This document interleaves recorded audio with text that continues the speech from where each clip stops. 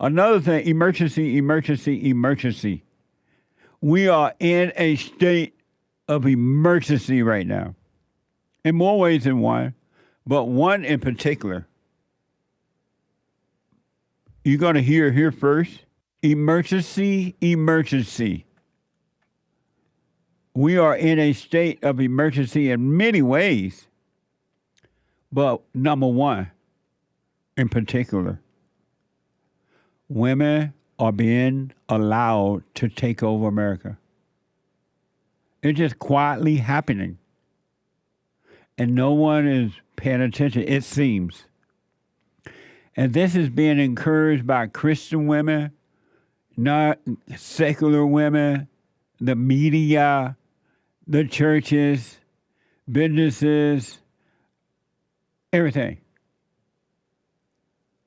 They are giving it and handing the country over to women, not realizing they're handing over their own destruction.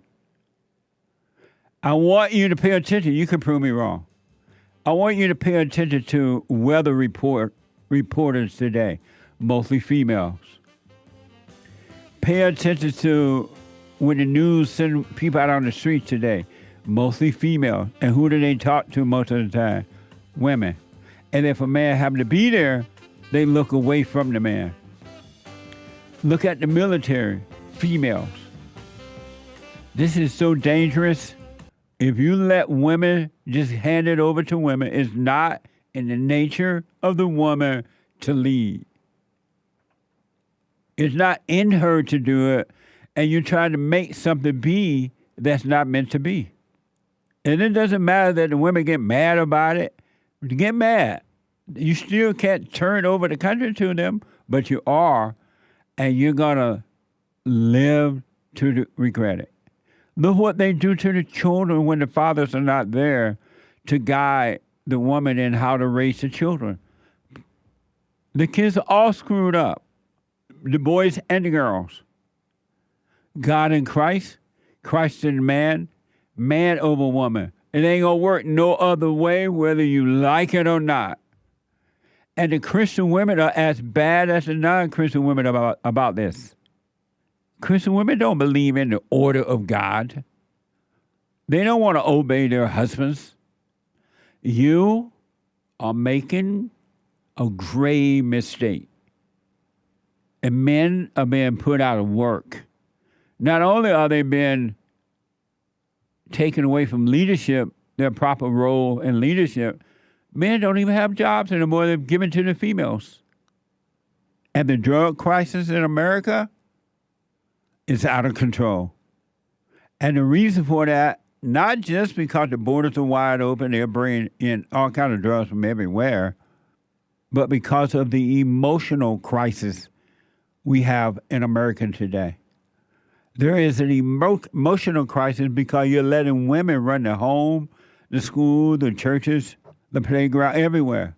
And women are emotional because Satan is their God. We have a crisis in America right now. All those other stuff are real things, but the woman thing is worse. 9 times out of 10, when someone is represented in the military, it's a female. When someone is represented a disaster, whether fire disaster, rain disaster, hurricane disaster, whatever, it's a female. Somebody representing the church, it's a female. They have reports now where just females running the whole news thing. Whenever there's a police incident, it's females speaking. When there's a city council incident, it's females speaking. And the men are just sitting idly by, committing suicide because they can't handle it. And according to some of the stories, more men are committing suicide today than women. And this is why they can't handle what's happening. I promise you, if that is not resolved, it cannot get better in America. Now, it can get better for you as one individual because you are responsible for you. You can either come out of that hell or you can stay in it. You're going to regret staying in it. It's no fun. So I would recommend you do. And then you won't be emotionally, psychologically affected by what's happening around you because it's going to get worse with the women taking over like this? Why do you think public schools don't work anymore? Because they've turned it over to females to run it. And the kids already hate mama voice at home. You think they want to hear mama voice at school too? Mom emotions? But anyway, that's the emergency. We are in a state of emergency. And these kids are on drugs and doing all this stuff because they're emotionally destroyed. They're unhappy. They have no love. Mama don't have love. And mama emotions, mama's love will drive you to drugs. And then they'll make up excuses why the kids using the drug. They'll say everything but the destruction of the mother. They ain't gonna tell you that. What the?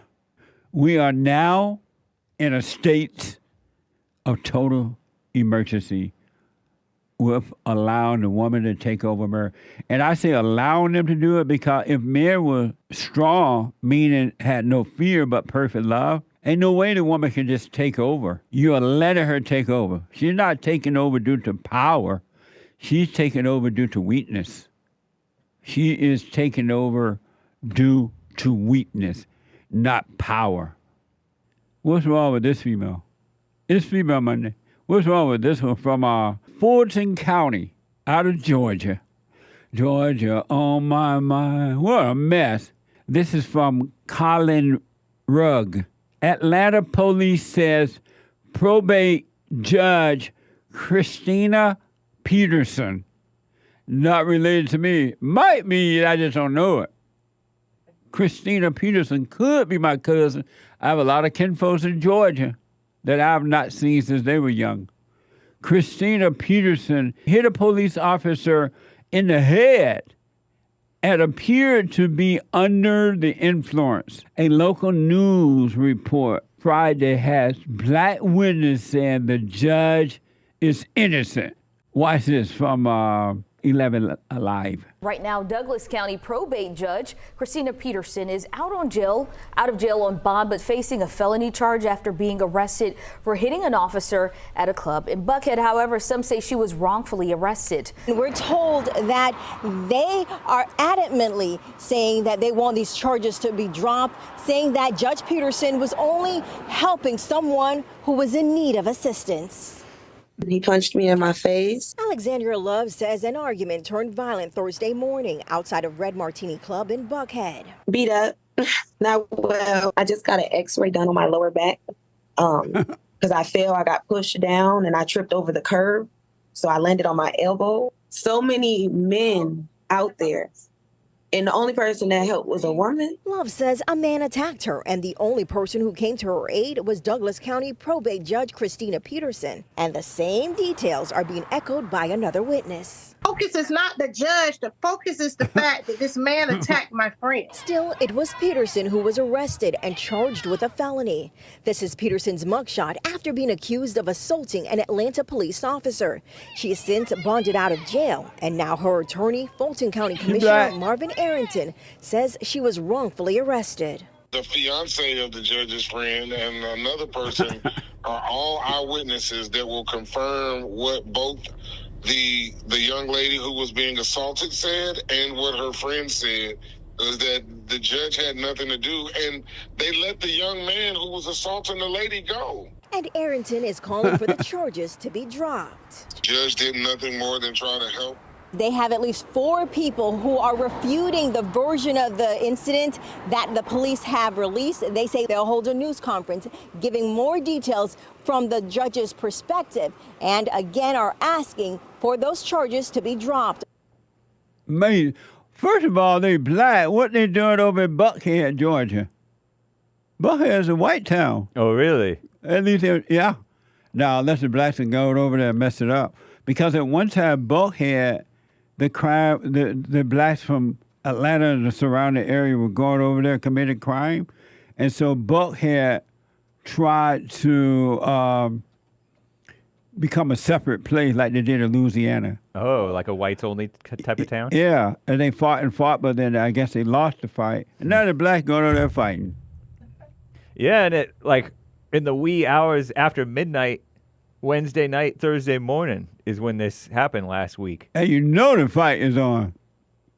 at a club. Oh, God. And it seemed like everybody involved was black, including the cops. Or cop. I remember in the good old days, we used to go to the clubs down in Alabama. And there, we never had a fight. We just danced and had fun, and then went next door and bought a chicken sandwich. Nice. They used to have this little restaurant, and it made chicken sandwich on it. Open late? And it'd be late open, and the club closed at 2. Whoa. And we go right next door buy a chicken. By that time, we all drunk. Well, I wasn't drunk. Not everybody. But those chicken sandwiches would be so good. As if you're on 2 pieces of white bread. But but it'd be fried, black fried people cook them.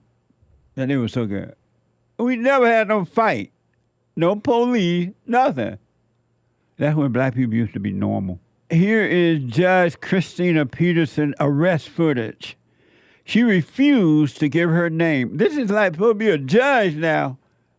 Acting black, acting out. Watch this. You're preventing Take that. me. I could give a damn. Take me where you want to So how take do you me. want me to That's take the you judge. somewhere Now. expeditiously? Now. Take me where you want to take me. No! No! No! Just let that nigga run on the female. That's the judge. No! He just punched me. Everything for no reason. Why go? Let him go. Let him go. Let him go. Let him go.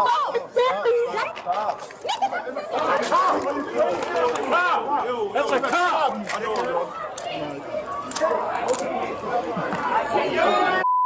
This is judge. Did her hair fall off? Yeah. Her hair fell off. Her hair fell off. All that pretty hair fell off.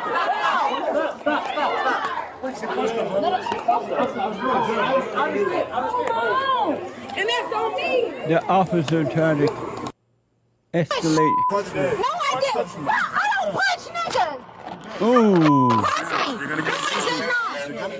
No. Ma'am, Take me where you want to take me. I can't take No, you. I don't take have any me. identification on And me. I don't care. You don't need the identification. You have I locked do. people up, and you have picked up dead bodies when you don't know who bodies it was, but you picked them up. Man. Take me where you need to take me. I'm trying to. No, take me where you need to take me immediately, expeditiously. Ooh. You're preventing Take that. me. I could give a damn. Take me where you want to So take me. how do you want me to take you somewhere now? expeditiously? Now. Take me where you want to take me. That's the judge, probate judge. So blacks act this way even with degrees? I think that they like drama. She was like being so sassy And she's a judge. with the cop. I She had know. the cop like the cop is her son or something. Young son. This woman has not had the upbringing of a good father. She's not had the upbringing of any man in her life, and she's out of control. And not all, but most of the black women are out of control because of that. They're angry, and then they've been told by the Democrats and the liberal media, and even some of the right-o Republicans, they can act any way they want. They can do what they want. They can say what they want. They can be crazy as they want, and they're not going to correct them. They have given these women a false illusion that they cannot be corrected. She's out of control. Yeah. Besides just loving her hell and misery, but the black women, even in their angry, mean life, they've been told that they are queens. But they didn't say, well, queen of hell. They call them queen, and these queens are gone out of control. And then they want to blame it on slavery. That is a entitled attitude that she was displaying. Absolutely. And women have been given that attitude, encouraged in that attitude. Especially the black women, but not only, but especially the black women. They have been given permission to just be out of control. What a mess, huh? Yeah, terrible. What a mess. These are judges. I know. See how easy it is to pay some money to get a stupid piece of paper called degree? It doesn't change you at all. This lady have no love. The Honorable Christina Peterson. I hope that ain't one of my cousins. I'm about to call some of my kinfolk to ask, is Christina my cousin? It could easily be, because I have so many family members in Georgia, it's not even funny. Yeah. It's not even And the funny. younger generations, you may never even have met them. I haven't even met a lot of the younger generation, so I got to find out that cousin Christina. I'm not neither claiming or disclaiming at this point. I got to ask. I think I'll ask Uda, Mishuk, and somebody. I asked somebody. Anyway, it's a mess, folks. It's all due to the lack of love. It is the anger of the heart. It is evil. This is going to get worse, folks. My country is gone. You're letting these women, putting them in control of stuff, this is what you get. This is going to get worse. Really. There's no way it could get better. I have been without a car and basically riding a bike for about 7 years now. And I just chalked it up to... So you might be in good shape then. Yeah, I'm in pretty good shape.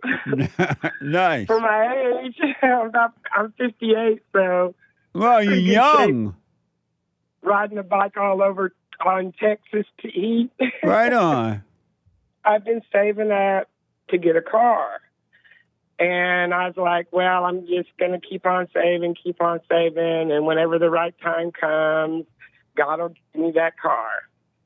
And so I was patient and everything. And it turns out that a friend of mine bought a car, and she thought of me, and she's like, hey, it's a real decent car. I know you've been needing a car. You want this car? And I was like, yeah. And so I purchased the car, and I was like, oh, thank you, God.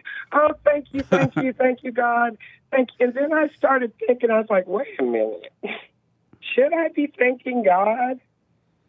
So my question is, should you thank God, or is that emotional? That's emotional. So just treat it like a normal day. Don't thank God for that. Hey, he has nothing to do with that. I mean, you don't know if that car is from God or not, because the devil will give you a car, right? And let's say that... Nice car for me. I mean, it's about the best thing I've ever had in my life compared to me. But let's say that you get that car next week, and you pay the money up to the person for the car, and then the day after you get it, it breaks down. Will you still be thanking God? Yeah, because I was like, I guess it was meant for me to stay on that bike and keep it. If you want to thank him, fine. If you don't. But it's not a big deal. You don't know if that's from God or not. Because I almost felt emotions welling up, and then I started, remember, I was thinking about you saying, look at that stuff, whether it be good, whether it be bad, it's still, and I was just like,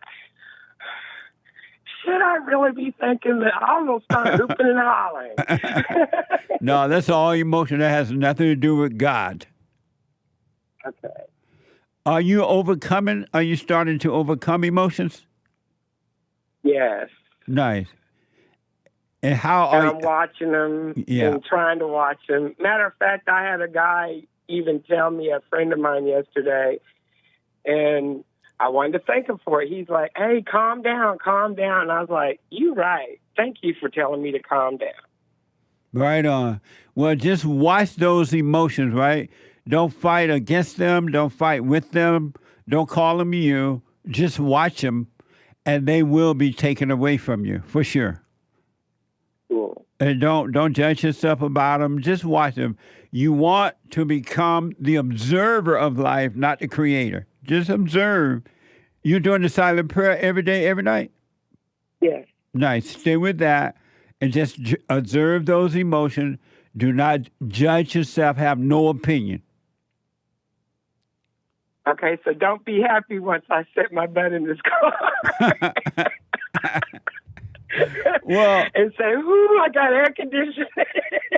I can imagine what it's like to be getting a car finally, but you can be grateful, but don't be too happy or too sad. Just be grateful, enjoy the car, and take it where it takes you. All right, gotcha. And congratulations on the car. Thank you. All right. Regina is a first-time caller out of North Carolina. Where I live, black people are in control of the courts, HR, you name it. Yeah. And I have experienced the long arm of the black law. May, are you white? I am. I worked at a place for the government. The ratio was 200 black people to 5 white people. Now, I'm a grown person. I'm 54 years old. I had black ladies coming into the locker room, taking away chairs that I was sitting in, eating my lunch. They would give me 3 warnings, tell me I could get up or there was going to be something. Wow. This is at my work. Wow. And, of course, my supervisor's black. Her boss is black. That person's boss is black. So none of this is getting stopped or got stopped, no matter how many letters I wrote or complained or even that I was a member of a union. White people today do not have a chance in the courts, in the workplace, or anywhere. They have allowed the enemy to completely take over, and now their enemies will completely destroy them. And yes. That's why I keep encouraging all people really, but especially white people, they got to get over the anger so that they can get over the fear. Because this is not pretty what is coming down the pipe in my country.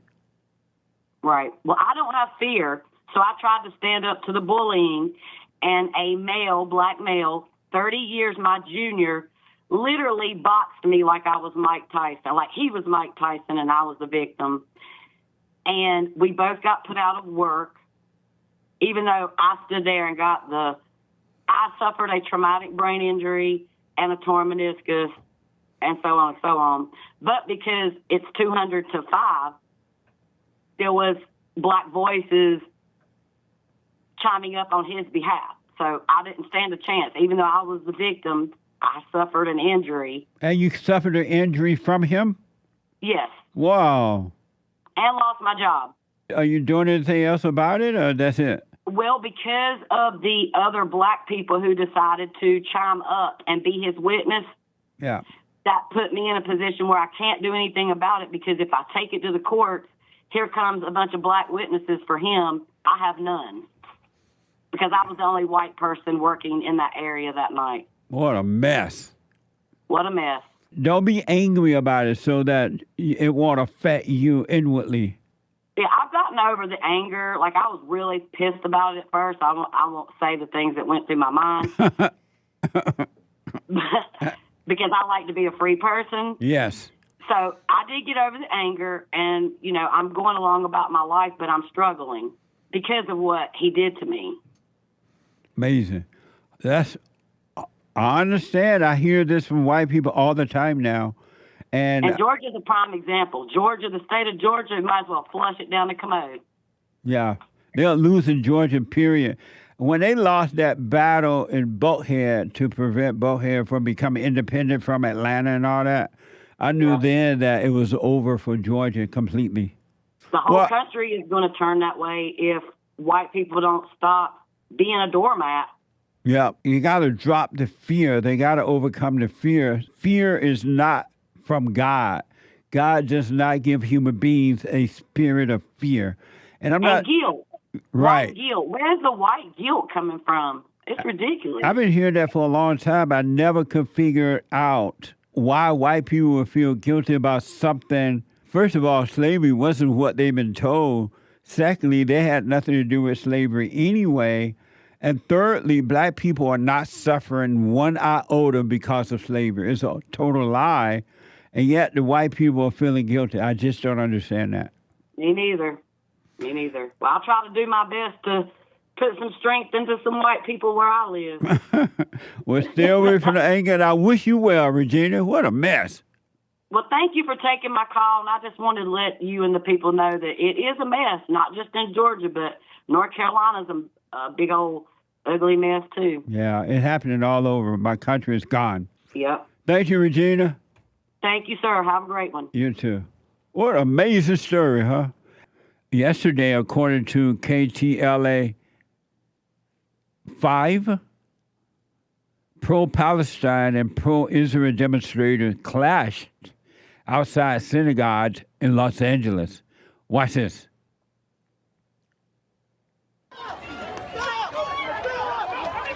This was way beyond a war of words Sunday as hundreds of dueling protesters clashed on the streets in Pico Robertson. From the air and on the ground, we saw shoving and kicking, fists flying. LAPD in riot gear formed skirmish lines and declared an unlawful assembly, but the chaos continued for hours. Officers with weapons drawn ordered the masked driver of this Range Rover to get out, handcuffing both him and a woman in the car seen wearing a keffiyeh.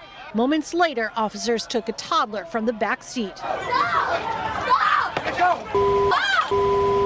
As the Israel-Hamas war continues in Gaza, scenes like this have taken over campuses, but Sunday it took over this community, with one side demanding a ceasefire and decrying Israeli policies towards Palestinians as pro-Israel groups countered them verbally and physically. Locals took offense at the staging in this historically Jewish neighborhood and in front of the Adass Torah synagogue, where pro-Palestinian protesters allegedly blocked the entrance. We asked one of them about the intention. It's not meant to be intimidating. Yeah, disruptive for sure. This is intimidating.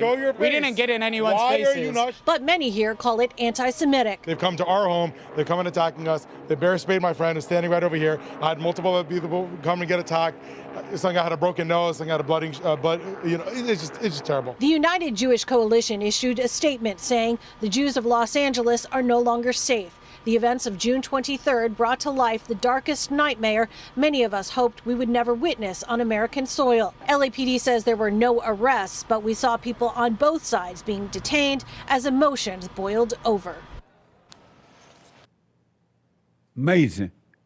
I want you to think, this is right down the road, by the way, at Pico and Robertson. There's a Jewish church down there. And these people, these protesters, quote unquote, decided by some kind of way, let's go and protest at the Jewish church. Why? Who told them to go down on Pico and Robinson and have a fight with the Jews? Who told them to do that? They didn't think of that themselves. That was well organized, well established, well planned.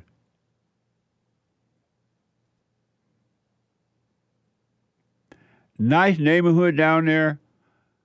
The Jews do their thing. They walk around on Saturday because they can't drive.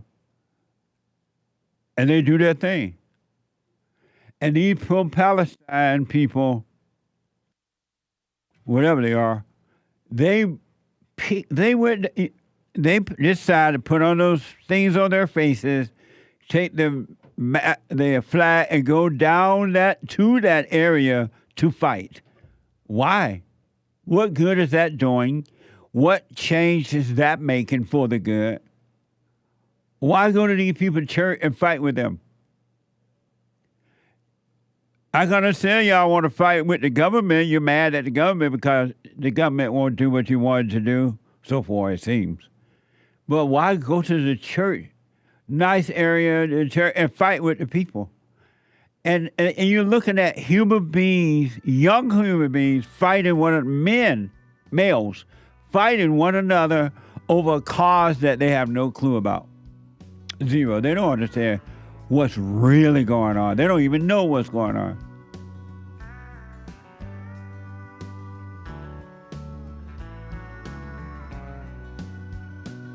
There was no reason for them to be down there fighting. Zero. They went halfway down the street there. There's nothing around, no government building around. Just a couple more soundbites about this thing.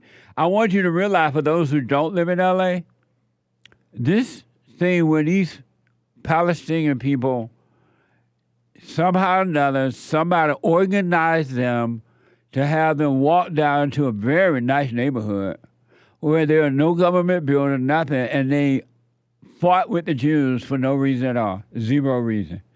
At least it's not going to benefit them at all. They hate their fellow man, and that's not good. But somebody is controlling them.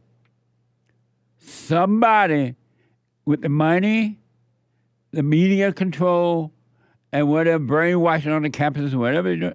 And these people are fighting, they're fighting one another where they should be friends and learning from one another, working together.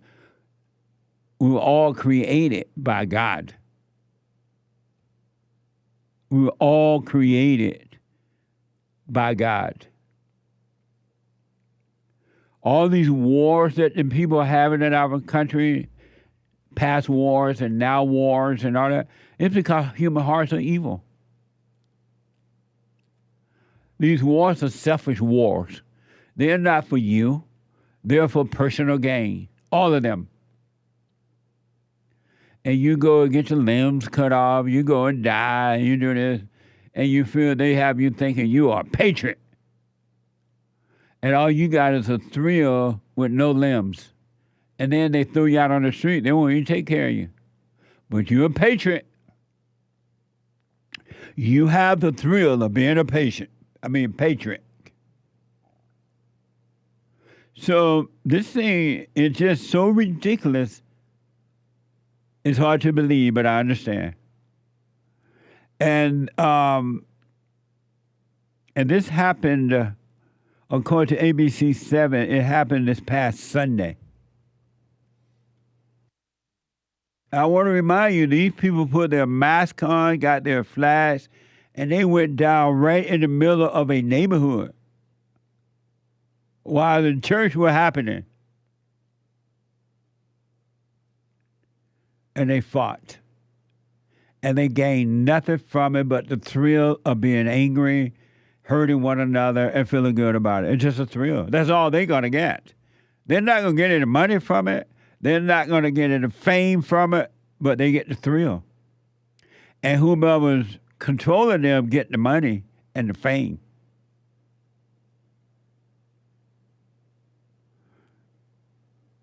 Biden tweeted about the incident. Watch this. President Biden releasing this statement saying, quote, "I'm appalled by the scenes outside of a Das Torah synagogue in Los Angeles. Intimidating Jewish congregants is dangerous, unconscionable, anti-Semitic, and un-American. Americans have a right to peaceful protest, but blocking access to a house of worship and engaging in violence is never acceptable." The rabbi of the synagogue with this message to protesters. Coming into a very predominant Jewish community and protesting in front of a synagogue is not the right place to give out your message. You know, it's different between protesting in the federal building and between coming in here. It clearly feels like a provocation and a violation. Amazing, huh? And then really, if you in there, I wonder if Biden know where Los Angeles is located. It's in California, Biden. But anyway, if you live near this area or you went down there, well, you see it's just a neighborhood, a Jewish neighborhood. The White House is not there. Congress is not there.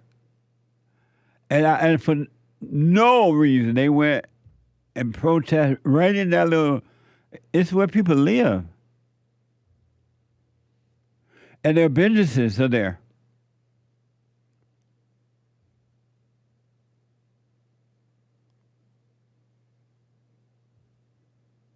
Biden's not going to do anything about it because Biden probably don't even know it's really happening.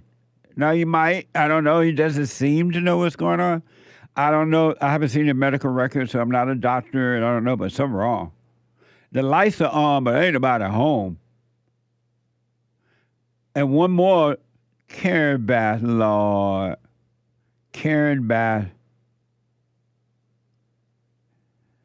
She's supposed to be the mayor of L.A. Her greatest goal is to house the homeless.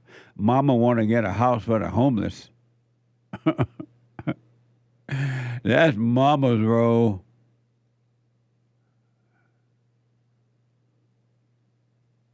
Karen Bass, according to the report, is increasing police in the area.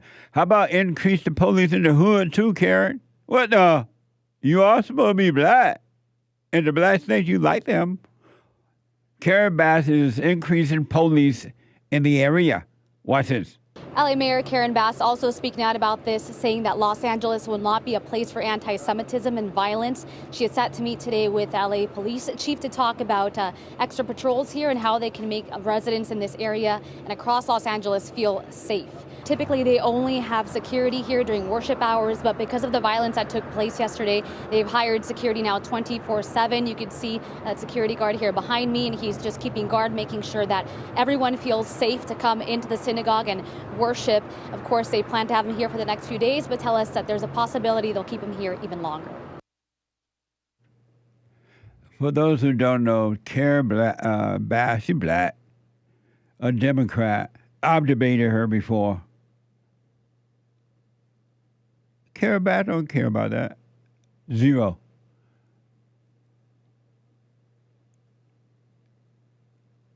What a mess, huh? Karen Bass thinking about taking our tax dollars and housing, quote unquote, the homeless. And they try to put a fancy name on that by calling it housing the unhousing. The unhoused. What a dumb thing to do, right? What a hell on earth. Hell on earth. We played a Porch pirate story for you last week out of Ohio, where the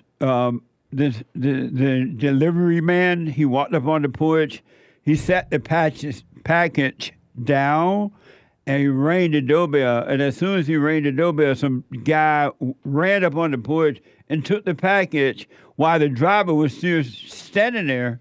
And the person came out of the home, and they're like, what's going on? He's like, somebody took your package.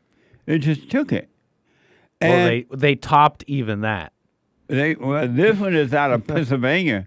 From ABC, Pennsylvania Porch pirate fight over same package in doorbell camera video. Watch this. Next tonight, a scary incident in a neighborhood outside Reading, Pennsylvania. Two apparent porch pirates appearing to nearly come to blows while trying to steal the very same package that a FedEx driver had just dropped off. Both men sprinting towards the package you see right there. One picks up a flower pot and begins to chase the other.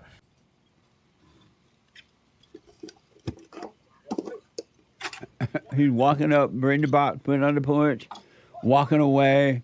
And two different cars drive up at the same time. And now they're fighting. And they sound like Mexican. I don't know, I'd say Brazilians. Brazilians? Or some kind of Dominican. Yeah, some kind of foreign language. But I'm just nitpicking. Real? I'm just nitpicking. Is that real? Okay. So in this time of skits and TikToks and all that, we got to keep space with everything you see, okay? As he's delivering the package, two cars are seen in the background just in wait. The doors open, two guys run out. One seemed to have already been there, then another drive up. And he pulled up in front of the car that was there. Doors open, mad dash to the package. They fight over it. One of them has a weapon, fends the other one off, and they run back and get in their cars and abscond. It's totally a wild scene. Here's the crazy detail. Is how did two people come upon this? Is it by chance? These criminals are now putting cameras in the front yard of these homes, and they hide it with grass and stuff like that, but it points toward the home. Monitoring the person's home to see their routine going and coming and stuff like that. This is not Ozzy and Harris Day anymore. But they not only do they have the blacks doing it, but the Mexicans are doing it. and they got a bunch of illegal aliens have come into our country, and they're like organizing from Venezuela, and they're coming in from what's the name of that country where the president is tough? Salvador. He El should be Salvador? over here. I don't know what he's doing over there when we need him over here. A lot of those criminals are here from El Salvador, but they're organizing, and they're doing stuff like this. That's what So they're seems kind of like. beating out the black, because the black ain't gonna organize. So either you have to stop having home deliveries now or lose your package. How do they know what's in the package? They don't even know if they want what's in the package. That's the question here, right? Yeah. That's the question. They seem to be finding out that information. Yeah. What a mess. Yeah. That's a funny story. I'm being told that they follow delivery trucks in rich neighborhoods. Next tonight, a scary incident in a neighborhood outside Reading, Pennsylvania. Two apparent porch pirates appearing to nearly come to blows while trying to steal the very same package that a FedEx driver had just dropped off. Both men sprinting towards the package you see right there. One picks up a flower pot and begins to chase the other.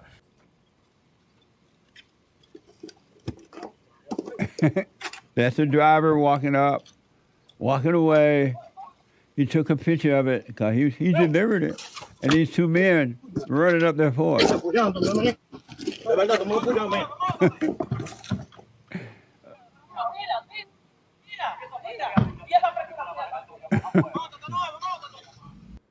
We need Ozzy and Harry's days back.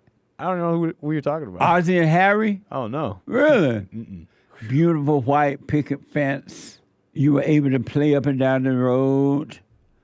They delivered packets. Nobody steal them. Wow. Mama stayed home while Ozzy went to work. Is that like a show? And Mama had dinner ready when Ozzy got home. It's a play? And the family prayed together. It's a book. Because a family that prayed together stayed together. Is that where that comes from? And 'Cause I heard that. That's amazing. It used to be a TV show. Oh. Ozzy and Harriet. The daddy name was Ozzy, and the mama name was Harriet. And they had two sons. Are they black? And they're white. Oh, they're white. You said white. Yeah. And they had living in a picket white fence around their house. Amazing. And the daddy was the daddy, and the mama was the mama. They knew the role, and it went well.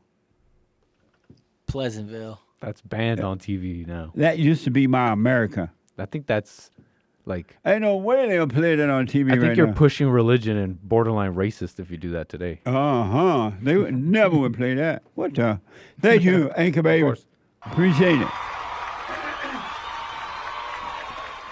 Do we have a drug crisis in America, or do we have a emotional crisis in America?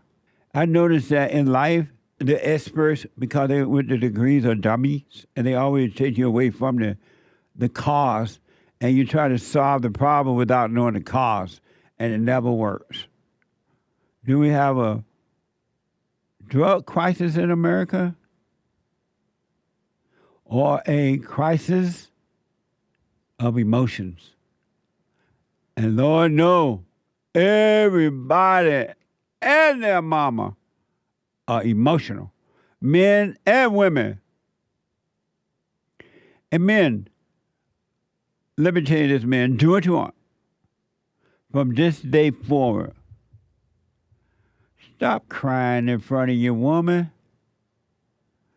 Whether it's your wife or your girlfriend or your fiance or whatever, or you shouldn't be having female counseling, but let's say that's all you got out there now. Don't tell the female counselor your personal business, and don't cry in front of her. She will judge you to the moon. She will judge you until the cows sitting right there on that counselor's couch. And she was thinking, what a beta. And she would give you advice that set you up to become even weaker. It's not in the woman's nature to lead, period, and especially men. And now that you allow women to take over, they're everywhere. You don't need a female counselor. You're supposed to be leading her.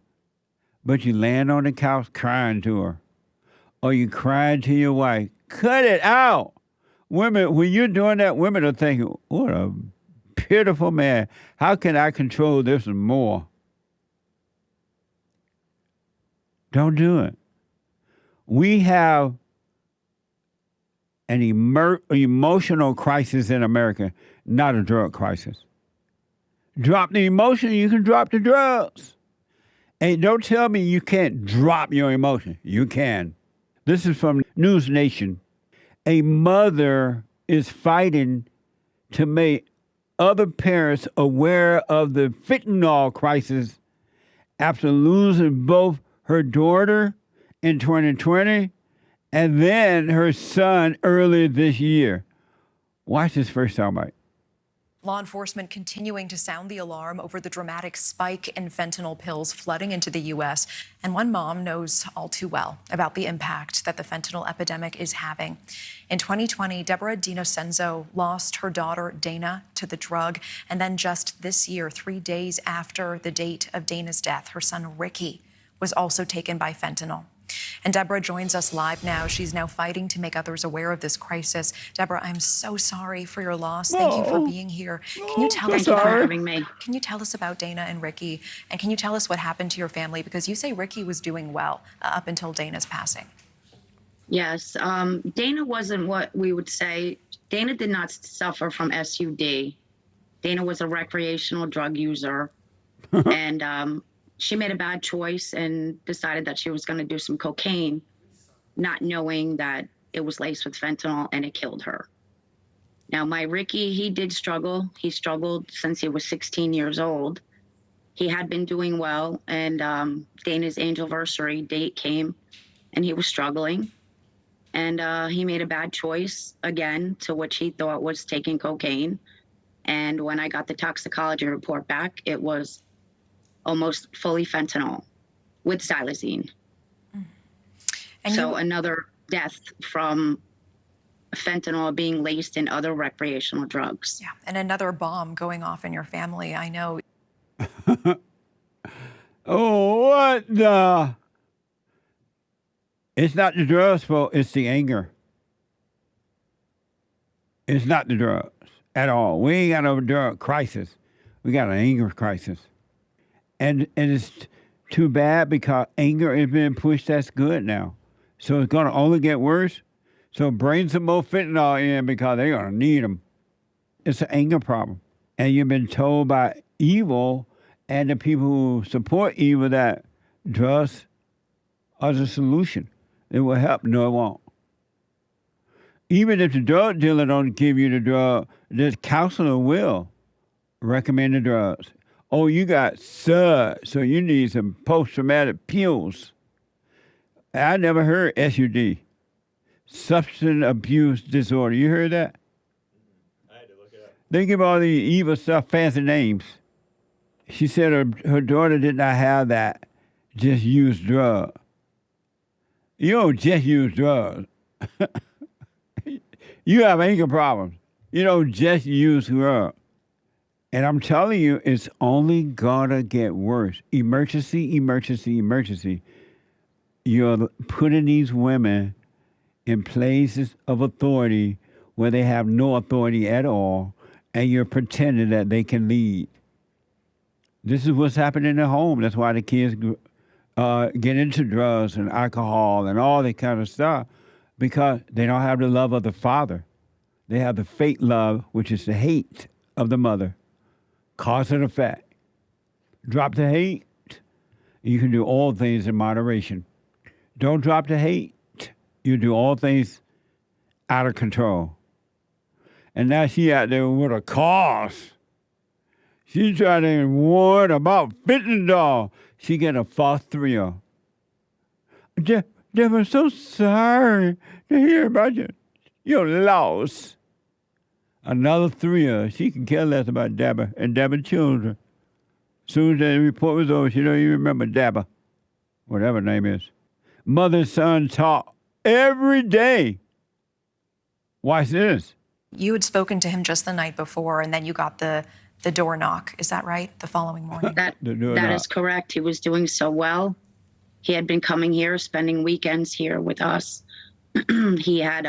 We would keep in touch. He would call me on my way to work every morning, or I would call him. That's the problem. And then we would call at night. And I spoke to him at 9:30 the night before. And he seemed like he was doing well. And I got the knock on the door the next morning. I knew it was fentanyl. There was no question in my mind what it was that had killed him. Amazing. She talked to him every day. He talked to her. What you doing talking to your mama every day? That ain't your wife. You don't even need to be calling your wife every day. That's not your girlfriend, but you're talking to your God every day, and you don't like it at all. But mama made you believe and feel like you got to talk to mama all the time, call mama. You don't call mama. I was counseling with a couple yesterday, very nice couple, high couple. The man mama is all involved in it. And her mama all involved in nothing but trouble. Nothing but trouble. Keep your mama away from you. You don't owe your mama anything. There's nowhere in the Bible where it says you got to take care of mama. You didn't tell mama to make sure you made a deal that you make me, you lay down and get pregnant with me. I'm going to take care of you all my life. It's their responsibility to take care of you as a kid, and you're responsible as an adult. You shouldn't be calling your mama every day. Why? And your mama should not be calling you except she wanted to control you. It ain't love. And you're afraid not to call mama. You don't want to hurt her feeling. And no wonder you get on fentanyl. I'm not saying that's why they did it, but that's what we do it. We talk every day. He used to call me, and I call him, and I call him on the way to work. Where's your husband? Anger, the spirit of anger is a killer. The spirit of anger is a killer. And every human being is possessed with it until they overcome it. And you can't overcome it. It's of the heart. Clear the heart, you can clear the mind. And last but not least, her 13-year-old son, an activist with his friends. Watch this. I know your 13-year-old lost his two siblings as well. How is your son holding up? Luckily, he's doing remarkably well. He knows too much about fentanyl. He's been through too much death in his lifetime. So he rallies with me. He talks to his friends. He wears his bracelet. He does his own awareness at 13 years old. And there's a coalition of lawmakers across the country urging President Biden to classify fentanyl as a weapon of mass destruction. Do you support these efforts? Absolutely. It needs to be declared a weapon of mass destruction. It's not, though. 300 people at least are dying every day that we know of in the United States. She got fentanyl written on her shirt. From this fentanyl. 2 weeks ago, I got into her parents' stuff and she died. 12 years old. What a dumb female. How is this not a weapon of mass destruction? This administration has to do something. People are dying. It's going to affect every family. If it hasn't affected you yet, it's going to. There's no stigma. It's lawyers' kids. It's doctors' kids. It's everybody's family is going to be affected in one way or another. My children were poisoned. They did not overdose. What a loser. She over there blame. She need Biden. Biden, you can't hide. She need Biden. You need to overcome your heart, lady. And now you're out there pretending to be a whatever, activist. She got fentanyl written on. How is that gonna? Somebody gonna see that sign and run over there to the cartels and get some fentanyl?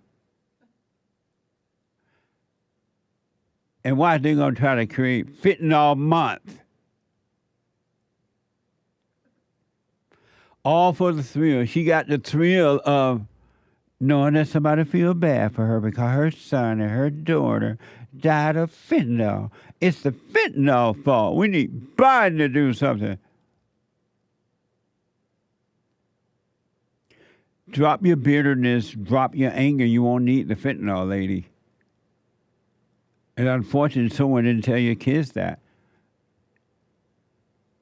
Make sure they're not angry. The people who are selling the fentanyl, they're not bringing it to you and putting it in your mouth. They're not making you buy it. Something else is wrong. Something is missing that's driving you to buy it. Her son overdosed around the same time 3 years later, around to the day, of his sister's, what she called it, an angelversary. What's that? The anniversary of her death. And she called it angelversary? Angelversary. What a dumb... These people are morbid. I'm telling you. They celebrate evil, give it a nice name. Death. What a mess. If ever we needed you, Lord, we need you now. Listen, folks, do what you want, of course. As an adult, you're responsible for you, right? Work on you. Work on you. If you're married, wife, work on yourself. Husband, work on yourself. Both are screwed up when you met each other. You can't save one another.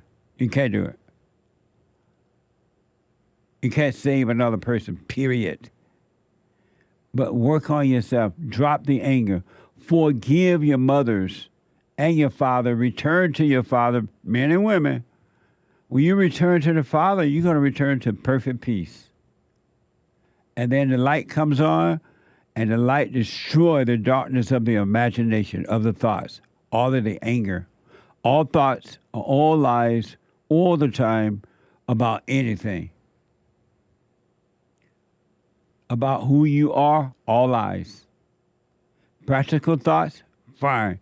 The mind will work very well with practical thoughts. But don't get an image of who you think you are with the mind. You're not the image. It's a false image. You're not good nor bad. You're not right nor wrong. You're not a sinner nor a saint. You have no past nor future. God has not punished you. He never has, and he never will. He's not punished you at all because he knows it's not you. It's something that made a home in you, but you think it's you. It makes you angry. It makes you feel happy. It makes you feel bad. It makes you feel good. It makes you judge yourself and others. It makes you go down to the Jewish neighborhood, nice neighborhood, deliberately start a fight. And you think it's you. It makes you hate your fellow man. And if you don't love all, you love none. You love none, zero. You don't have love for anyone. Well, some of you might remember Jim Crow. You've heard about Jim Crow law, right? If you're alive for 10 minutes, you have. Because the race hustling black people are not going to let you forget it. Because if you forget it, you might go free. And if you go free, they can't use that to control you for personal gain. That's all it's about. Personal gain. They gain money and perceived power, and you fall for it. Well, apparently there is a swim team, professional swim team, made up of mostly non-blacks. There are one or two in there, but mostly non-black. And there's some dumb black, I believe she's black, black female so-called professor who says that it's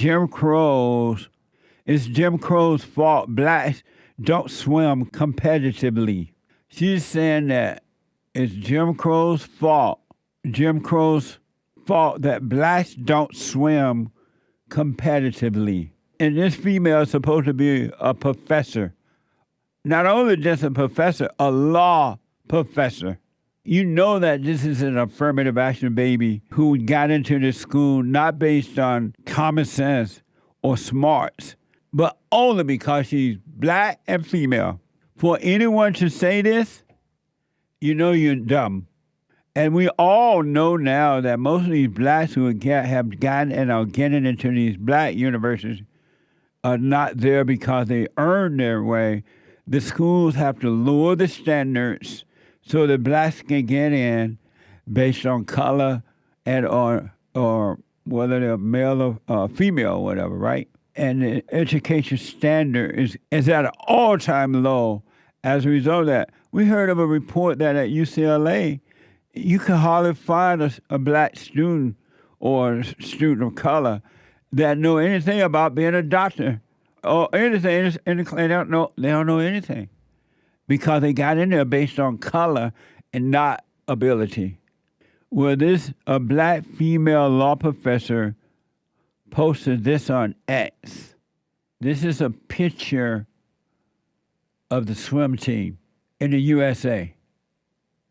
And she says that when people say that Jim Crow was so long ago, it's important to remember the lasting effects of segregated spaces, like segregated swimming pool, and the continual impact across generations. This visual reflects that legacy. So she is saying that all these swimmers on the team have, and the fact that there's not but one or two blacks, it appears, that has to do with Jim Crow. So in essence, what she's saying is that black people are so dumb, in need of white people to guide them in everything, that black people were not able to swim because the white people didn't let them in the white swimming pool. This is from a so-called black professor. Can you believe that? Black people are so dumb that they needed to be allowed to get in white people's swimming pools to learn how to swim, which is one of the biggest lies I ever heard. I grew up in Alabama. I know about the Jim Crow laws there. Whenever we wanted to go swimming, we just went swimming. And we did a good job of swimming. Not one black thought, you know what, I ain't gonna never learn how to swim because that old Jim Crow law won't let me in the white man's swimming pool. We went swimming whenever we wanted to. We would just go down and jump in the creek, and the water was fresh and clean and have fun. And we all swam and nobody drowned. Nobody thought for one time we need the white man to teach us to swim. And Jim Crow law is preventing us from getting into the white man water and swimming. That wasn't on our mind at all. This female is a liar. She's a affirmative action dummy. And that's why she's saying this. She's not educated. It's not like she has a degree, but just another piece of paper that was given to her, not because she earned it, but because she's black. A sad game has been played upon the blacks. And most of them don't mind the game that's been played upon them. As long as they get a piece of paper, they get into the white man's school, get the white man to give them a job, they don't care. This woman is a liar. Jim Crow did not stop the blacks who wanted to swim from swimming. And those that were really interested in it and they wanted to swim professionally, quote unquote, they did it if they wanted. And the unfortunate thing, because most black people don't think for themselves, a lot of them are going to believe this lie. How are you going to have a continued impact across generations about swimming? Are you going to tell me that Jim Crow law has been over for years now and you still don't have sense enough to go swimming? Who are you talking about this impact? My grandmama? This woman, female, is a race hustler. So apparently there's this 2024 U.S. Olympic swimming team, and that's what the picture that we showed you, I believe. That is the 2024 Olympic swimming team.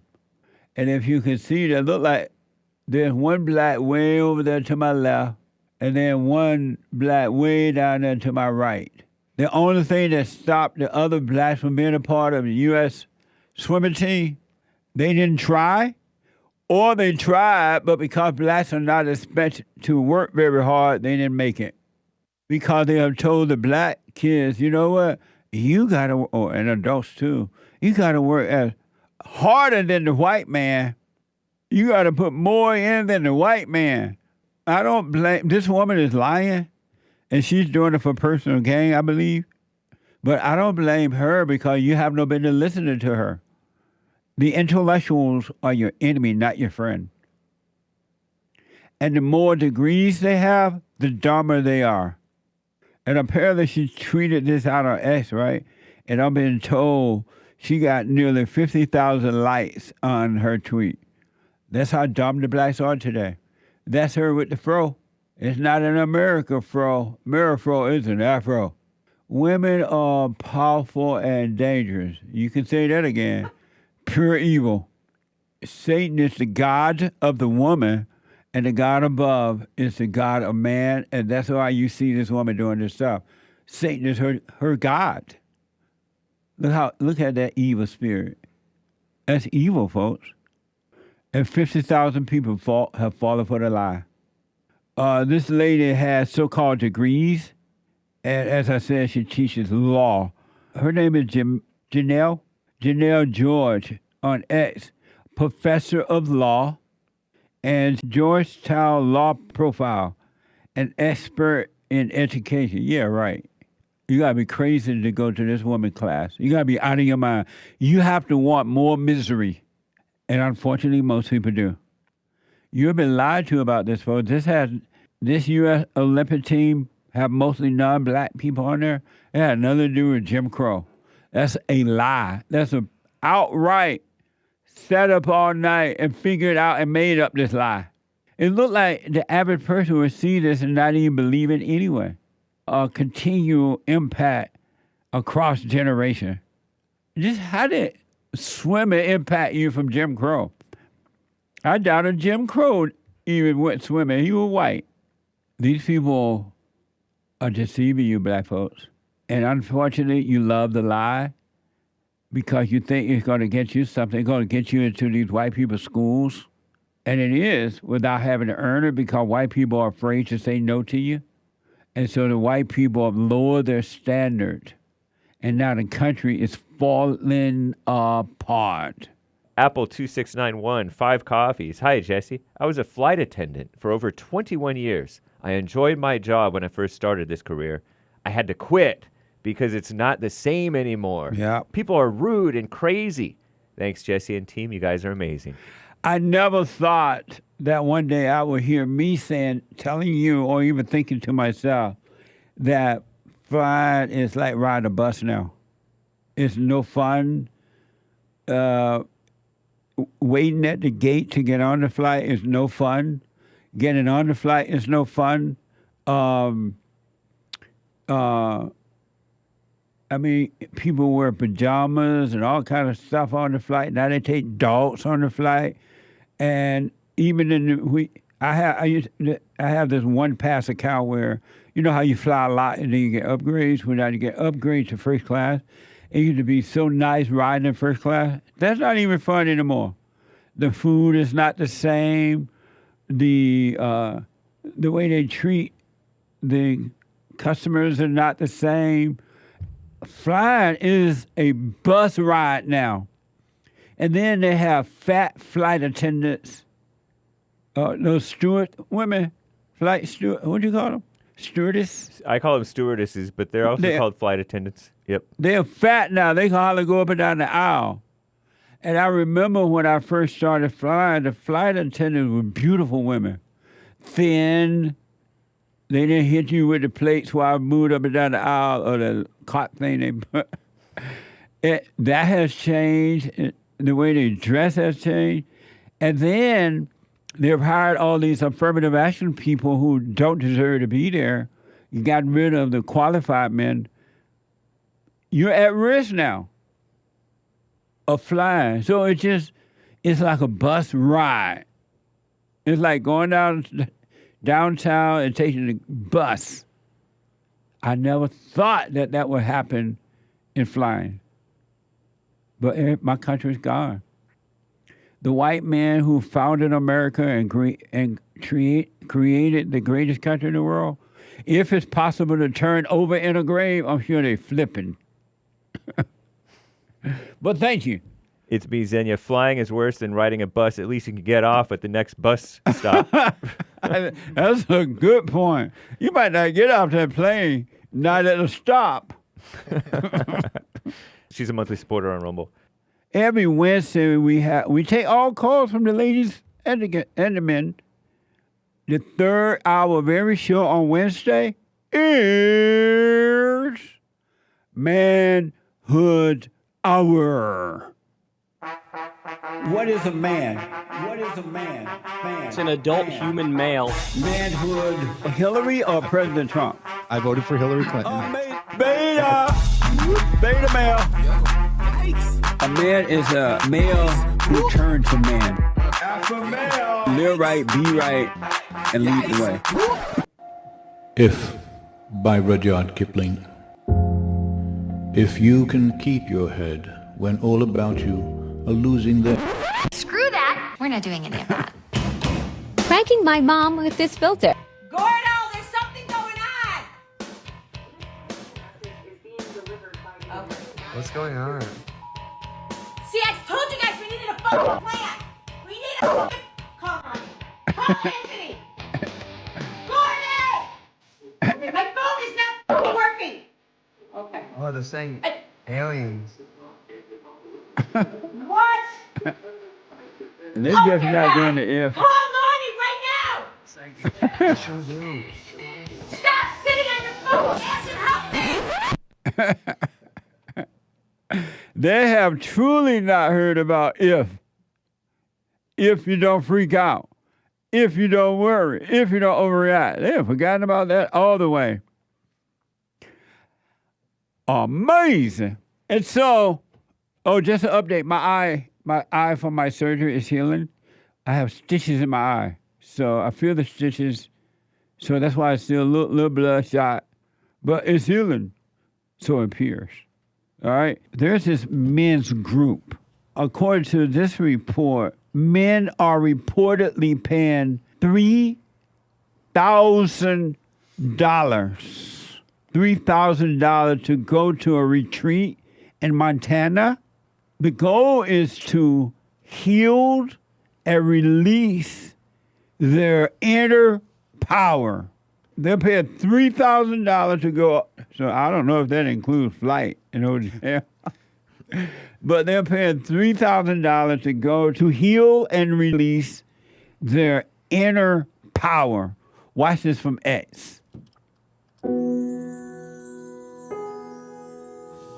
This is what happens when a man finally lets go of the pain he's been carrying and embraces his true power, says the caption.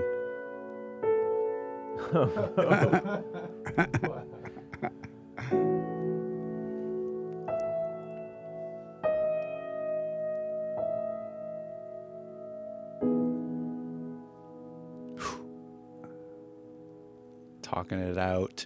They're in groups. They're holding each other, embracing each other, holding each other up.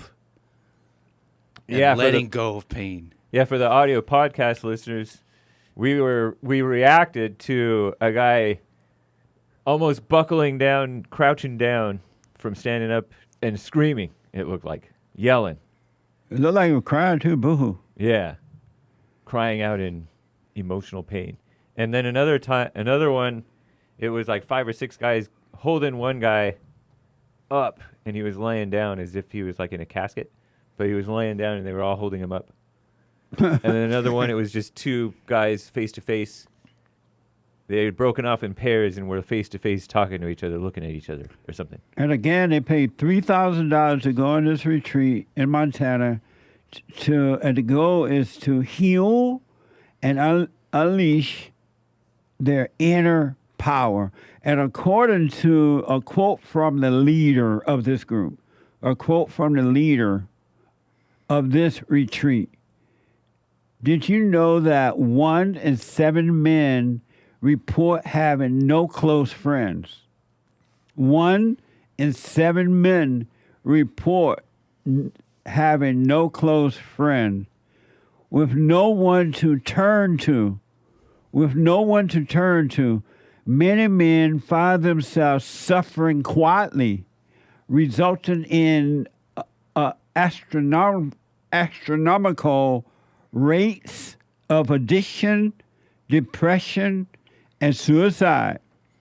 Therefore, one of the greatest things that can transform a man's life is to be held.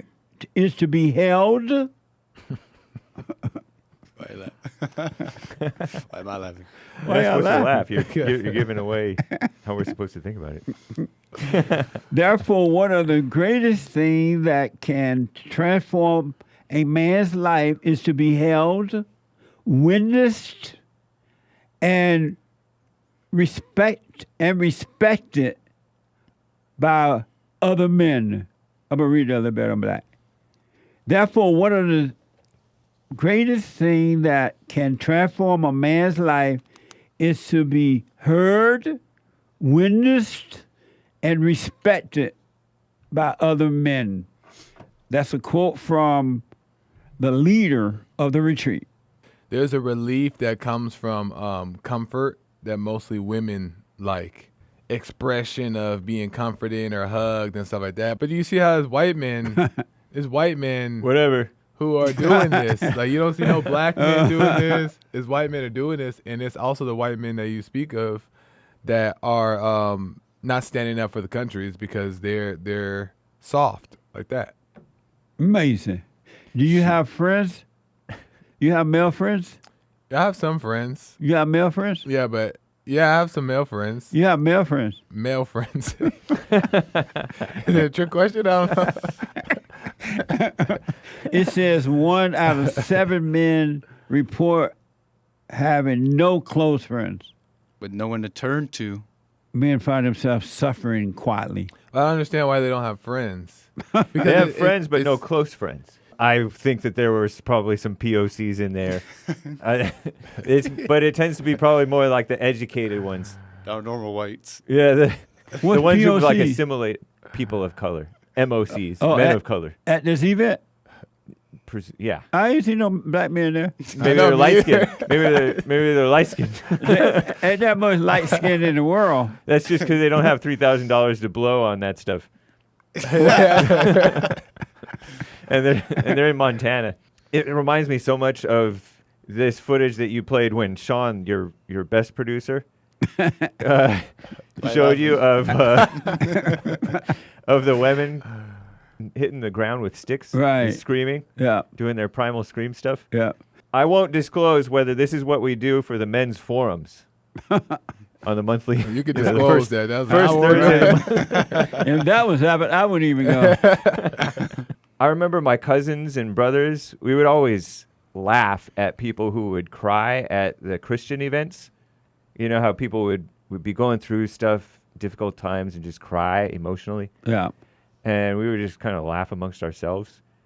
I think that there's nothing wrong with having no close friends. Do you have close friends? Yeah, I have friends who are somewhat close, who I feel like I'm close to, but I never talk to any of them. I rarely talk to any of them. But you do have close friends.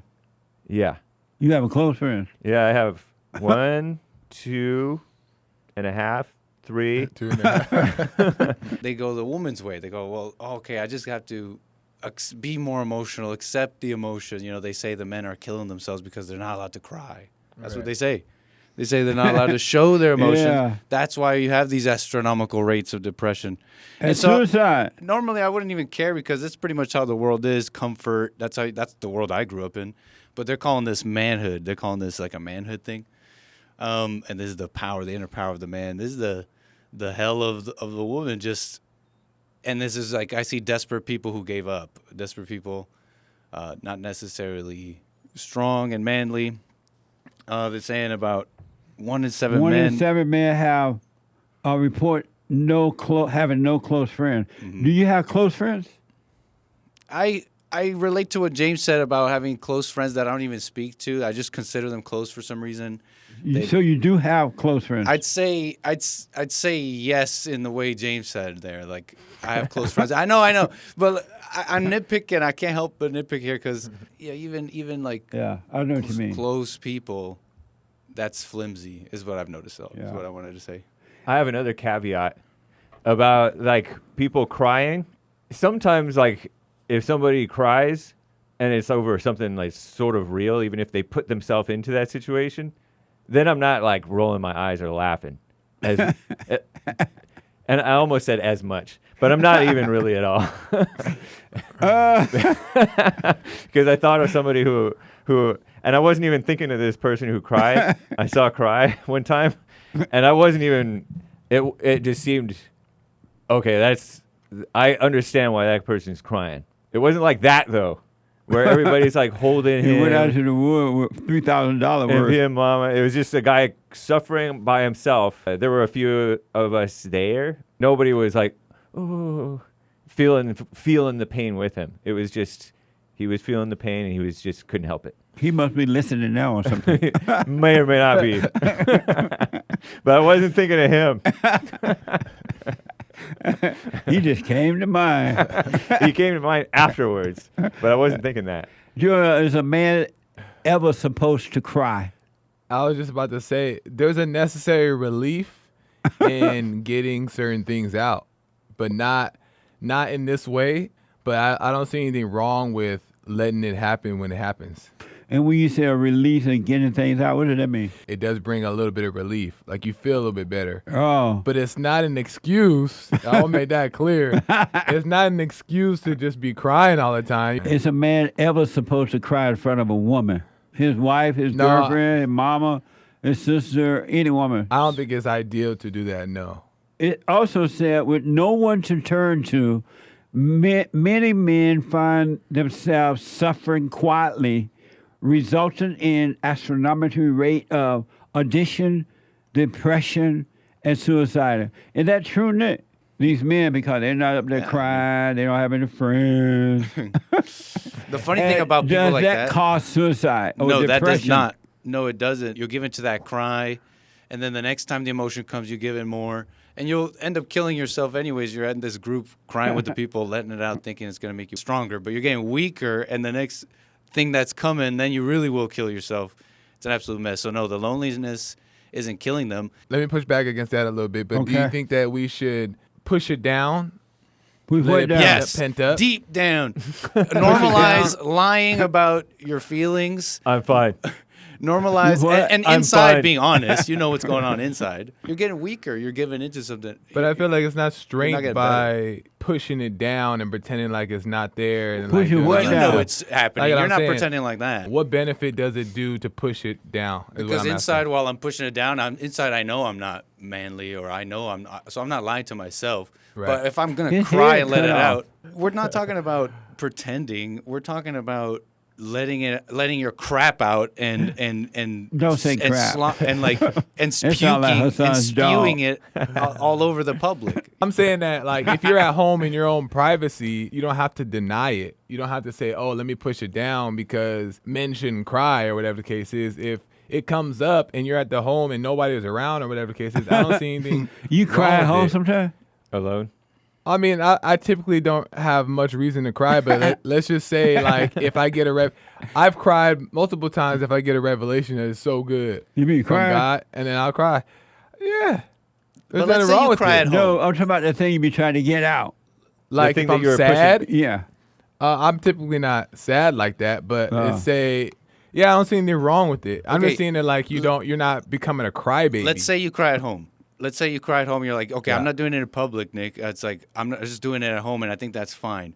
Right. But then you go and tell people that you cry at home. You're spewing that. You're still spewing it on people, not showing strength and kind Not of. exactly. Well, that's what I'm saying. You're sowing doubt into the public because you're putting out your crap. Well, but right now that angle is saying that the perspective of crying is not strength, and I don't believe that.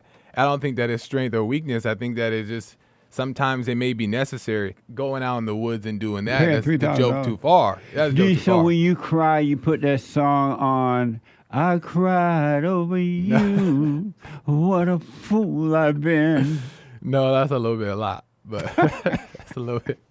I don't think we should push it down in the name of strength. So, hey, do you cry? Never. I've never cried Is a in my man life. ever supposed to cry? Rarely, maybe. No. It's Wait, which one? Rarely, maybe, You no. know. You don't want no three choices in crime. Oh, yeah. A little. A little? Yeah. What that mean? Like maybe once or twice in his life. And how do you decide when He's the crime born, was? when he's born, I guess, because he needs That's to the one. breathe. That's one. And then when his daughter gets married, he can cry. That's two. So you feel sorry for the husband?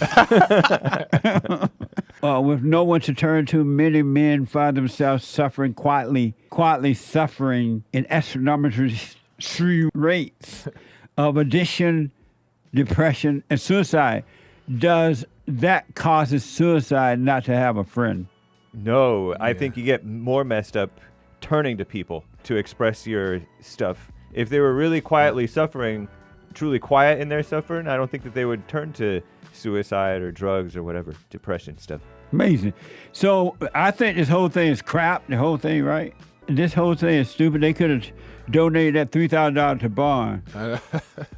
You go to rebuildingtheman.com. If you just got $3,000 to throw away, go to rebuildingtheman.com/donate or call 800-411-BARN, because this whole thing is a bunch of crap. Treasure chest is Oh, opening. I think say crap, huh? There's a guy on YouTube by the name of Myron Gaines. He's the co-host of the Fresh and Fit podcast. And he shares with a panel of female guests that if women don't make themselves sexually accessible in a relationship, they may be useless. If women don't make themselves sexually accessible, I don't even... It sounds like a slut to me, but we'll see. If women don't make themselves sexually accessible in a relationship, they are useless. Watch this. So, I would have left her. I'll give you guys my take on this, and then we can That's open it him. up for discussion. Little maybe might offend some of y'all, but I genuinely believe a woman is useless to you if she's not giving you sexual access.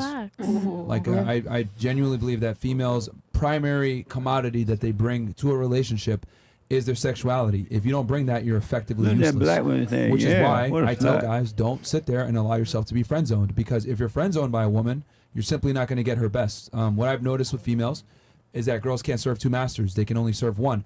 And for them to serve that master to the highest degree and give their best, they must be infatuated with that man, and a part of them being infatuated with that man is giving him sexual access. Amen. Amen. I know. Amen. Said the girl. Said the slut. Amen. Like you can halfway sound right, but it's actually corrupt and an upside down version of the perfect way, of God's way. I don't know how to put it. And here's what I mean.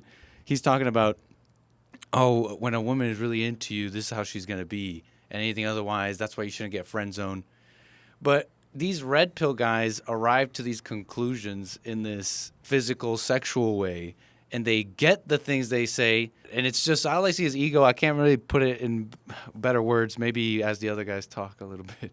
I think that, like, the thing about these guys that I watch is that they totally take the spirit out of all things every single time. There's no spirit in it at all. It's all about, like, sex and money and status and high value men and all this stuff, but it has nothing to do with spirit. What's a high value man? That's another. I'm gonna talk about that on my show today.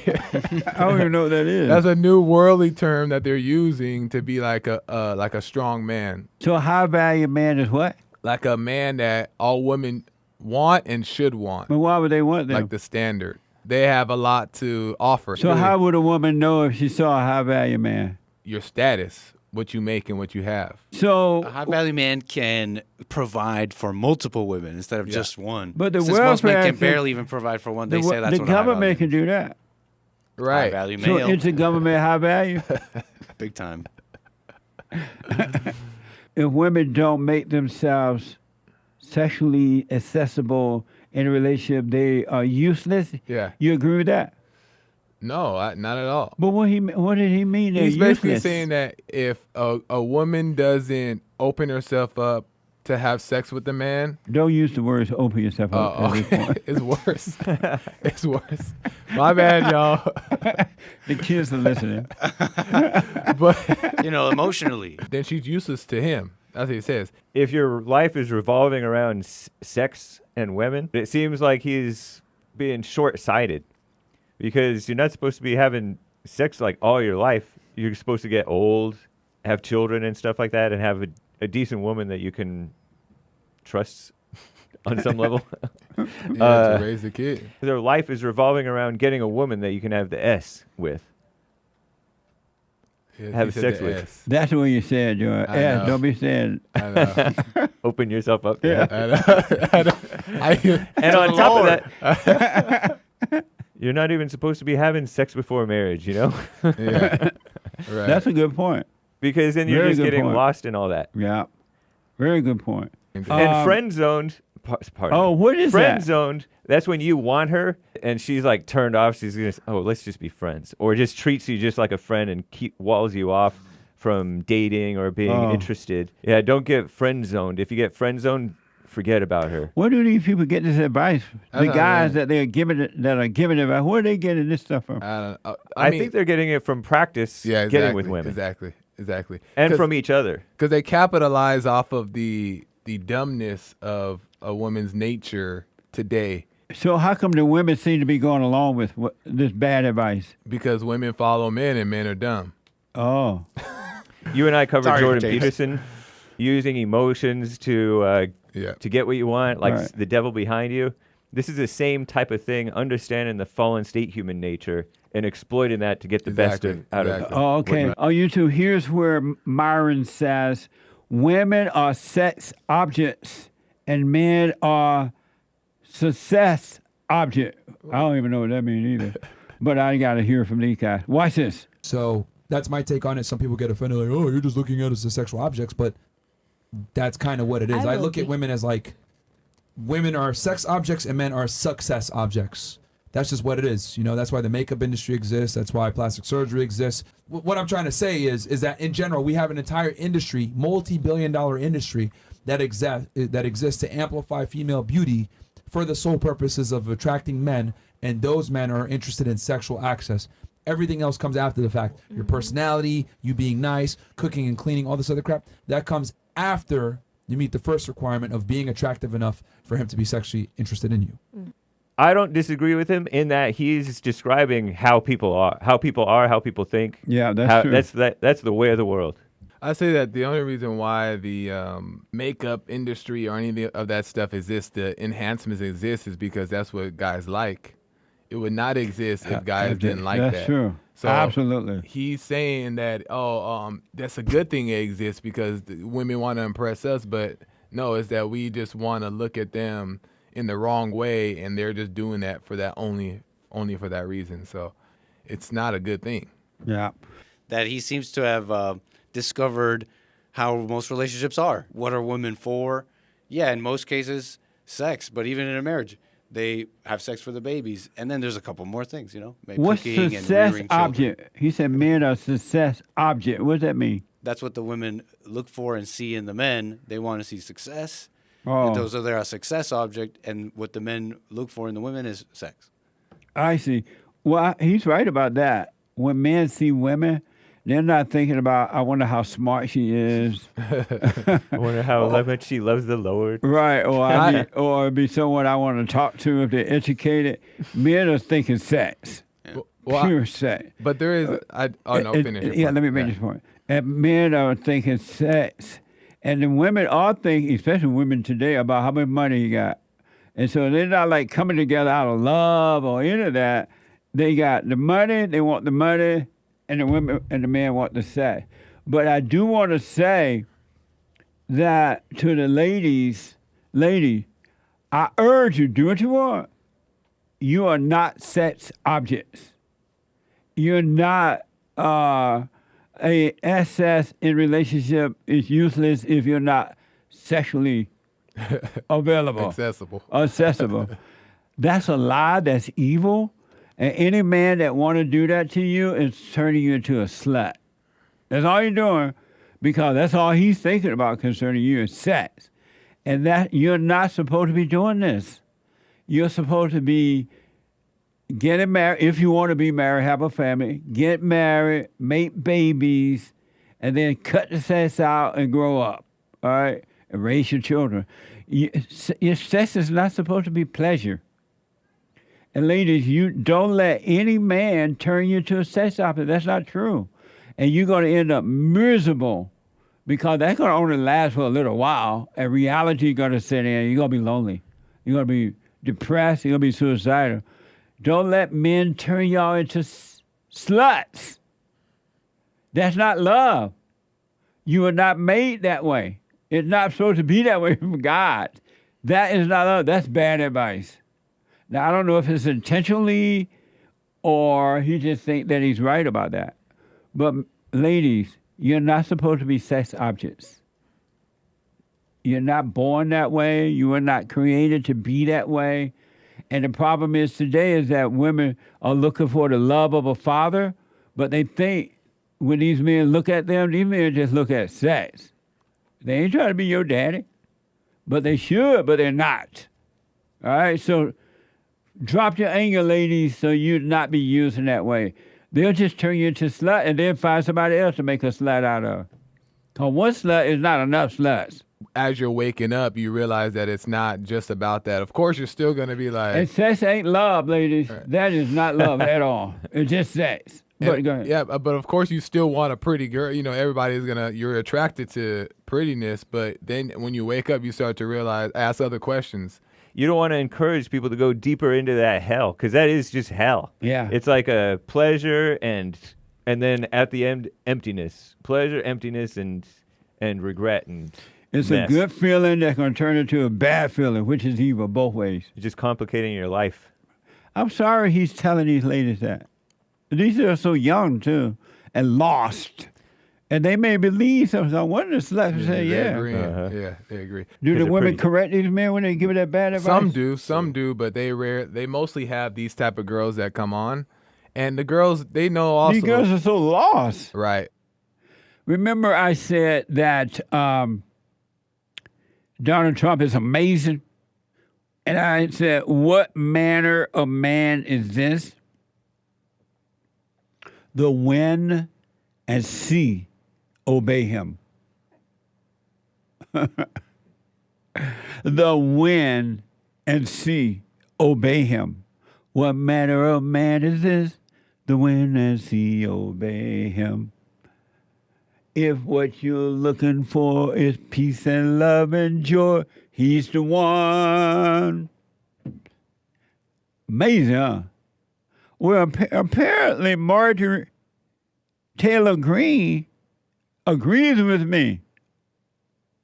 Evidently, this is from June 10th.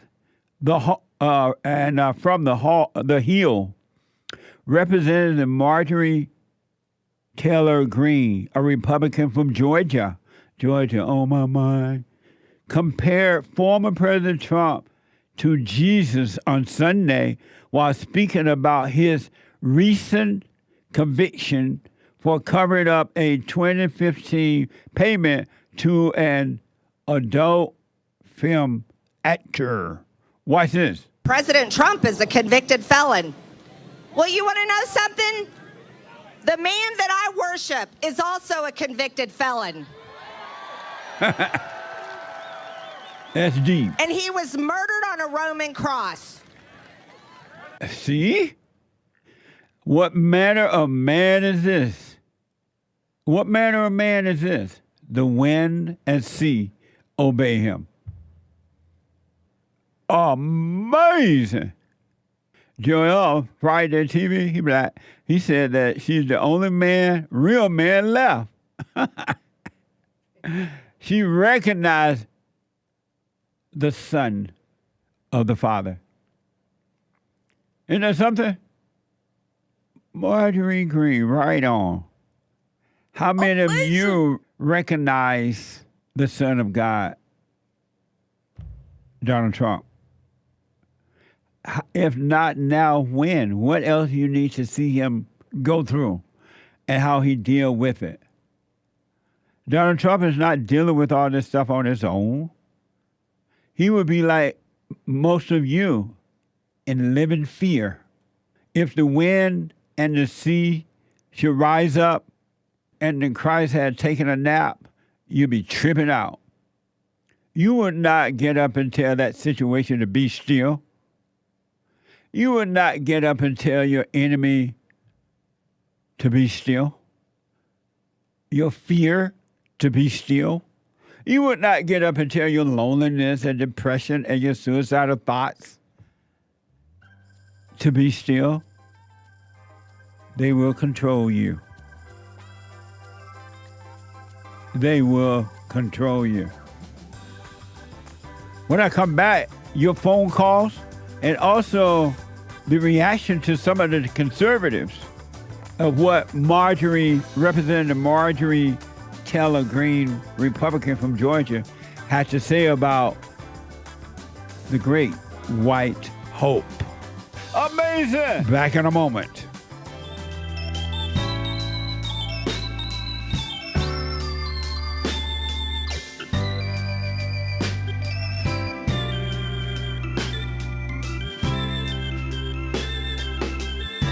Praise the Lord. Bible Thumper. Bible Thumper Thursday.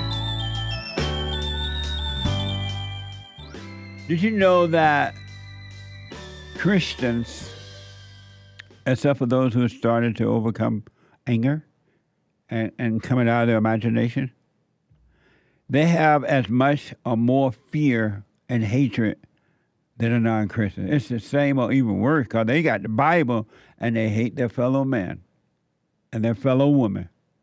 Fellow man mean woman too. Isn't that amazing? They have missed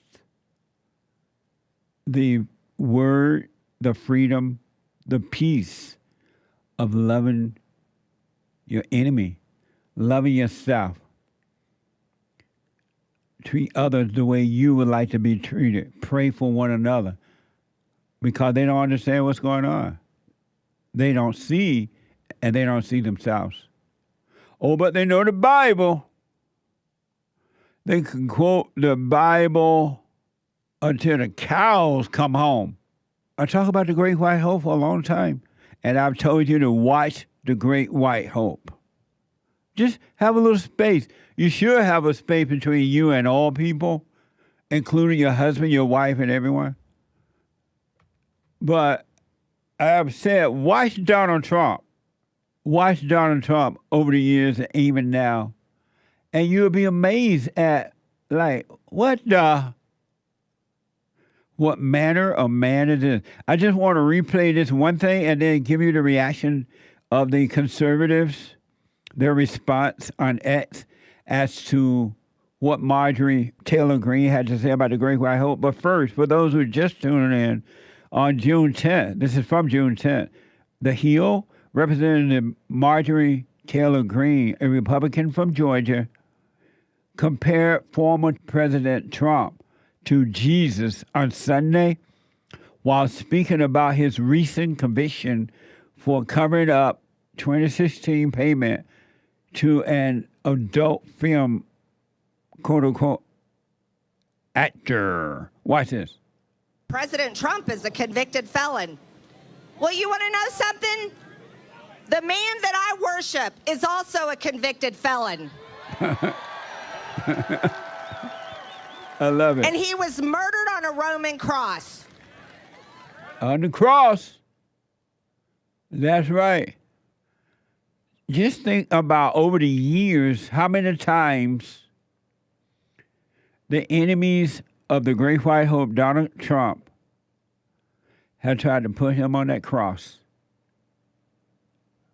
They have put the cross on his shoulder and tried to make him drag it over to that high mountain there in Cross Road and Cross Mountain, and he has not done it.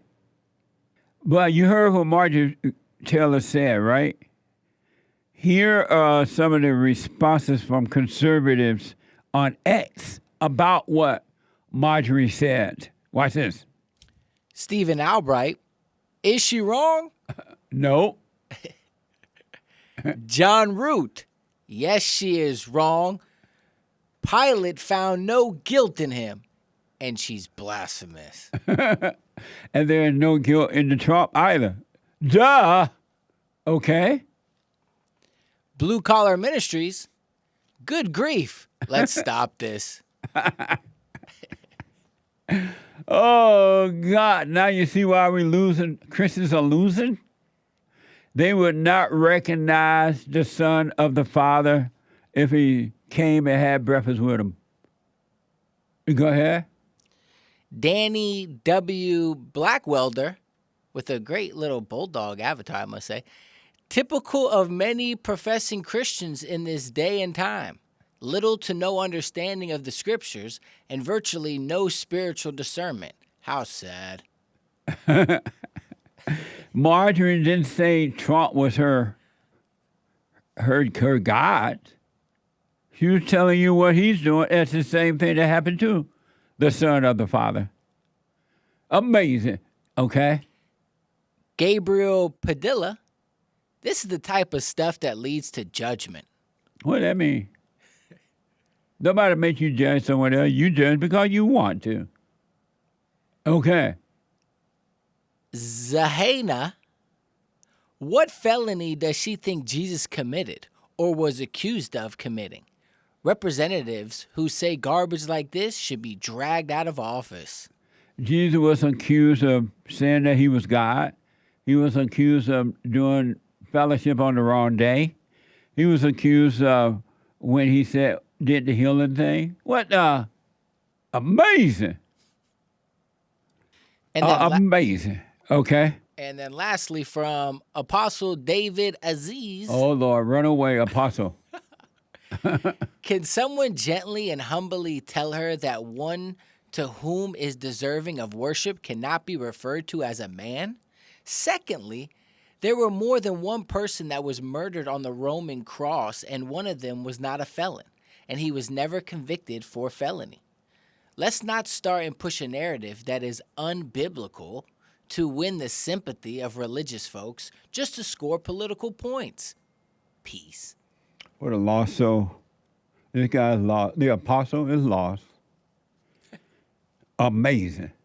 Trump is not a convicted felon either. Just because they said it doesn't mean that it's true. What manner of man is this? The wind and sea obey him. Amazing. If what you're looking for is love and peace and joy, he's the one. Amazing. Amazing. He's the one that died on Calvary. Trump has sacrificed his life for you and me. Doing exactly what the Christ did. Except for Christ made it so that Trump can go through it. Just like he made it so you and I and all can go through it. But you're too dumb to know it. You worship the devil and call him God. Amazing. Anyway, Marjorie Taylor Greene, you're amazing. As Joel Friday says, she's the only real man left. Amazing. Check out Joel Friday's show at 11 a.m. if y'all want to get on him about that. What do you think about what Marjorie Green said comparing the Great White Hope to Jesus Christ? She's my queen. Marjorie Green. Queen forever. Indeed. That was deep. Yeah. I don't care if she did get in a divorce, whatever. She got divorced? Yeah. When? Or she's working on it. I don't know. Oh, yeah? What a mess. The man can't handle her. I know. She's trying to play congressman, female congressman. She has children? Yeah. Really? Terrible, huh? Little children? They're like, some of them are maybe young adults by now, but I think they're like under 18, some of them. If I'm not mistaken. How many she got? You sound like she got a truckload. I think she has like at least 3. Really? Yeah. Nice. Her son pulled up that soundbite with Marjorie Taylor. Watch this. President Trump is a convicted felon. Well, you want to know something? The man that I worship is also a convicted felon. and he was murdered on a Roman cross. Nice. Based. Amazing. What manner of man is this? Right on. I liked when Marjorie went off on that black woman in Congress. Oh, yeah. Most white women and men will be afraid to correct a black woman like that, especially know how crazy they are. Yeah. And Marjorie like, you got too much makeup on your face. You can't see. Something like that. Fake eyelashes. Oh, yeah, your fake eyelashes maybe is in your way. Mm-hmm. Ooh.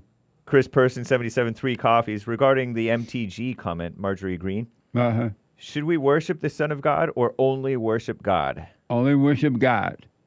Only worship God. And that's what's wrong with the Christians. They're calling Jesus God. And as a result, they are lost as a bat. Amazing. Thank you. Tony, first out of California. Tony, welcome to the show. You're on the air. Good morning, Justin. How you been? All this well, Tony. Very, very good, sir. Yes, I was calling. Did you hear about the story of this older couple had a farm? Speak up a little bit, Tony. Yeah, I said, did you hear about this older couple had a farm and they adopted 5 black children and they kept them for slaves? I heard about old MacDonald had a farm.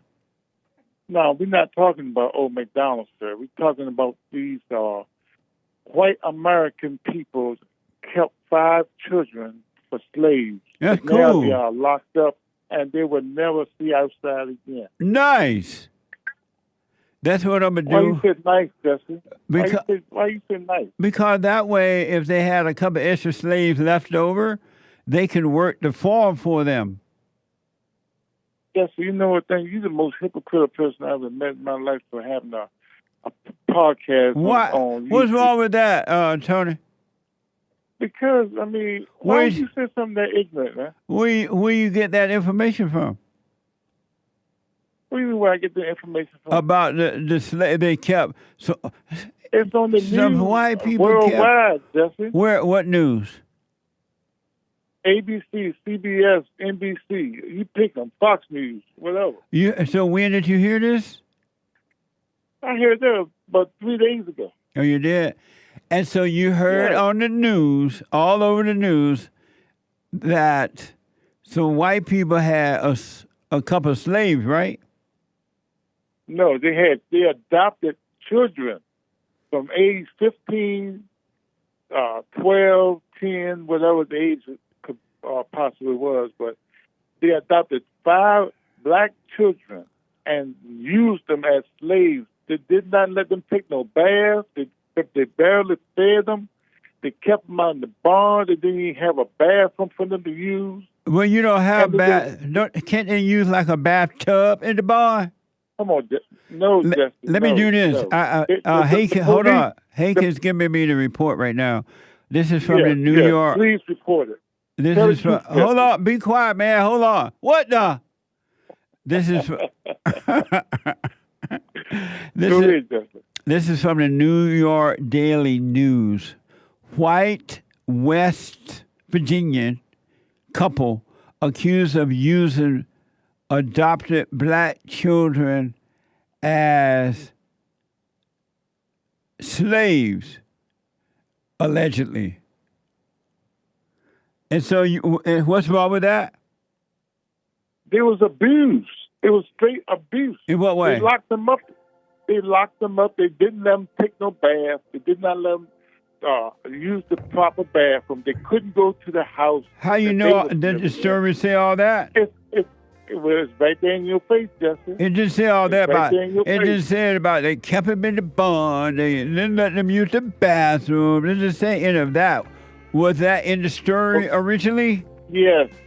They reported it on the news just like that, Justin. Who's gonna win the debate tonight, in your opinion? Who you think gonna win? Biden gonna eat him up.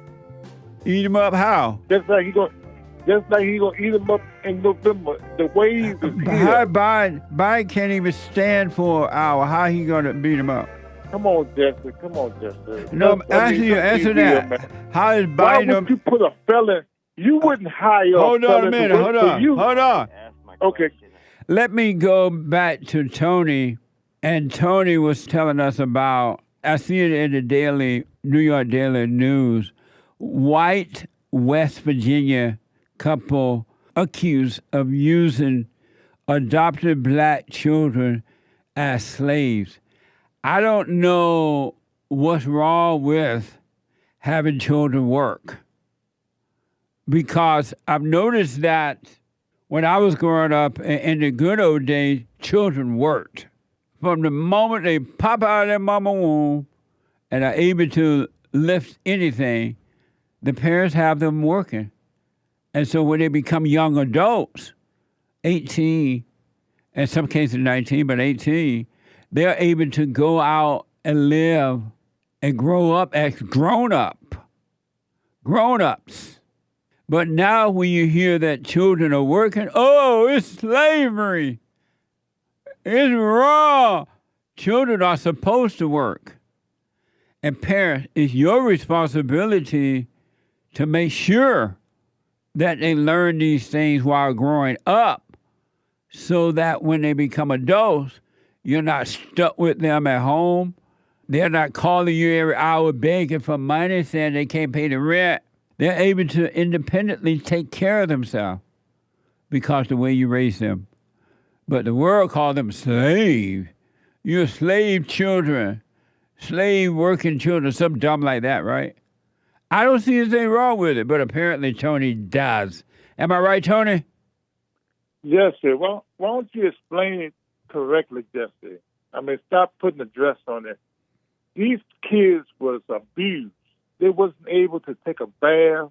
They wasn't able to go outside. They locked them up after they worked. It said that in the article?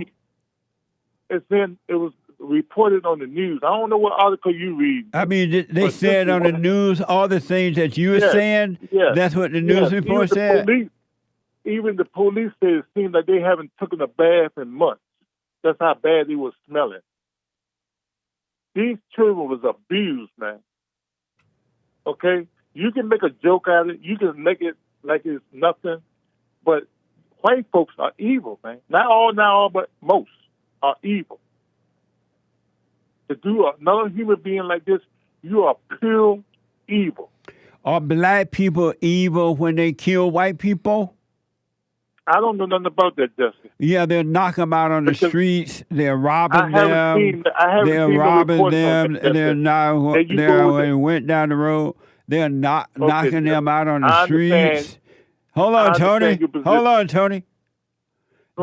They're knocking them out on the streets. They're robbing them. They're smashing, grabbing them. They're breaking into the white people's home. Are the black people evil? According to you, all blacks are Tony, corrupt. are the black people evil? There are some black people that are evil, yes. Oh, okay. All people are evil. Okay. Nice. But the thing is, for you to... Are you voting for the Great White Hope? No, I'm not, Jesse. Are you voting for Joe Biden? He's the only one that can be voted for. And why are you voting for him? Because he's done wonderful things for America. Like what? He's got the jobs down to 3%. He's helping the less fortunate. What less fortunate? And he's bringing the migrants in so they can work in this country and do things that no other person, black or white or any other race, would do. And you're black, right? Gas prices down. You're black, right? Prices down. I bought diesel yesterday for $3.29. Joya. Tony, you're black, right? And proud. You are black? Yes. Oh, and okay. Proud. Amazing. And why are you proud of being black? Because God made me this way. That's why. Why are you proud of being black? Because God created me this way. God made you black. So I'm proud. I am proud of God's creation. Yes. Can I hear? I'm black and I'm proud. Say it loud. I'm black and I'm proud. All right, on. Thank you, Tony, with your proud self. Amazing. This is from John 14:12. And it is Bible Thumper Thursday. Bible Thumper Thursday. Jesus said, very truly I tell you, whoever believes in me will do the works I have been doing. Whoever believes in me will do the works I have been doing. And they will do even greater things than these, because I am going to my Father. Number one, see how Jesus going to his Father? He's not going to himself. What the? If Jesus was God, why would Jesus say, I'm going to my Father? He would just say, you know what, I'm going back home. I'm going home. But he said, I'm going to my Father. And then he said, you can do greater works, greater things than he is doing or has done. Can you do greater works than God? Would God say, you know what? Greater works than y'all gonna do than what I've done. It's up to you to believe that, though. You can believe whatever you want to believe in. You can stay in your hell. That's totally up to you. But I know a lot of people have been deceived when it comes to Christ, and they think Jesus is God. They think that these people think that they have a free will. They think that they're in control of their own lives. They hate themselves and others. They know the Bible, but they're not free. And so they make up excuses as to why they're not free when they could be free just like that. You can literally be free right now and never suffer again. But most people don't want it. They need a brand new mind. Their mind must be renewed. And the only way that's going to happen, you got to get, as an adult, you're responsible for you. You got to get on that path and stay there. It's up to you. Stay in your hell and don't try to fix the people that are in hell. You can't fix anyone. You can't fix your wife, your husband, your children, nobody. They have to want it. And they have to work on themselves. You as parents are responsible for your children until they're of age, and then they're responsible. Listen, folks, I want you to know you can be free right now if you stop identifying with the false self, the illusional self, the false self. You're not your thoughts. You're not your feelings. You're not your body. You're not your emotions. Emotions, the good ones and the bad ones, are evil. And anyone that tell you that they're not, they're lying to you. Miserable people are telling you that they're not. All right? According to this story, young men versus young women, a change is coming. It's been a long time coming, but I know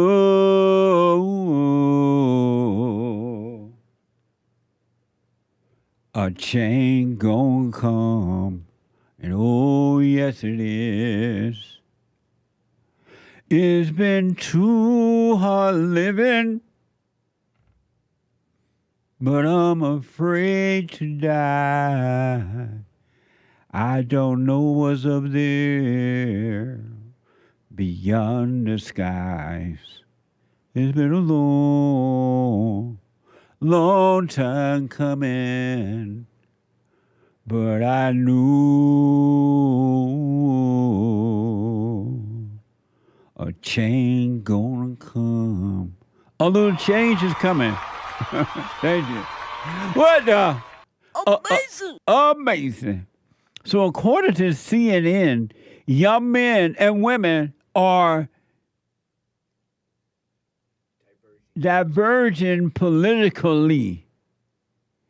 Watch this Harvard Youth poll. Watch this first soundbite. Looking ahead to November, Biden leads Trump by 8 points among all young Americans. For likely voters, this margin expands to 19 points. However, at this point in 2020, Biden led Trump by 30 points. Much of this lost ground comes from young men, young black Americans, and college students. If Donald Trump is found guilty in any trial before the 2024 election, Biden's lead amongst likely voters increases by 9 points, on par with his 2020 margin. What's at stake for young voters in the upcoming election? Inflation dominated as the leading concern, followed by healthcare, housing, and gun violence. In head-to-head matchups against other issues, inflation won against every issue except for reproductive rights. Amazing. A change is going to come. Young men,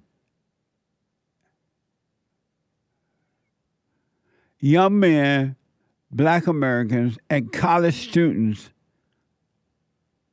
are behind the change. Did you ever Did you ever think for 1 second, minute, you would hear something like that? A change gonna come. I don't know when, but it's on the way. That's a little light. Here's the final soundbite for that. About half of young Americans believe that people put too much of an emphasis on racial identity these days. 3/4 of Republicans and nearly half of independents share this belief. A third of Democrats agree. 41% of young Americans disagree with the belief that men are too soft these days. Nearly a third agree. Breaking it down by party, 61% of young Republicans agree that men are too soft these days, while 18% disagree. That number flips when it comes to Democrats. 19% agree and 60% disagree. A quarter of young Americans say that women are too promiscuous these days. Breaking it down by party, 46% of Republicans feel this way, compared to just 14% of Democrats. Nearly half of young Americans believe that immigrants improve our nation's culture. Just 17% disagree. And a majority of young Americans would feel comfortable with an immigrant moving in next door. Young Americans generally disagree with the ideas that immigrants will increase crime in their local communities or take jobs away from Americans. For both of those statements, young Americans are twice as likely to disagree as they are to agree. What do you think about that, Hake? Have you seen that? I had. And what do you think of it? It's interesting that Republicans are a little bit more in reality than the Democrats, the young Republicans. Because the Democrats want them weak and blind and out of it. That's how they control them. Yeah. But anyway. It's like you're not allowed to think that reality is reality. You're not allowed to. It's like the emperor had his new clothes. Right. That?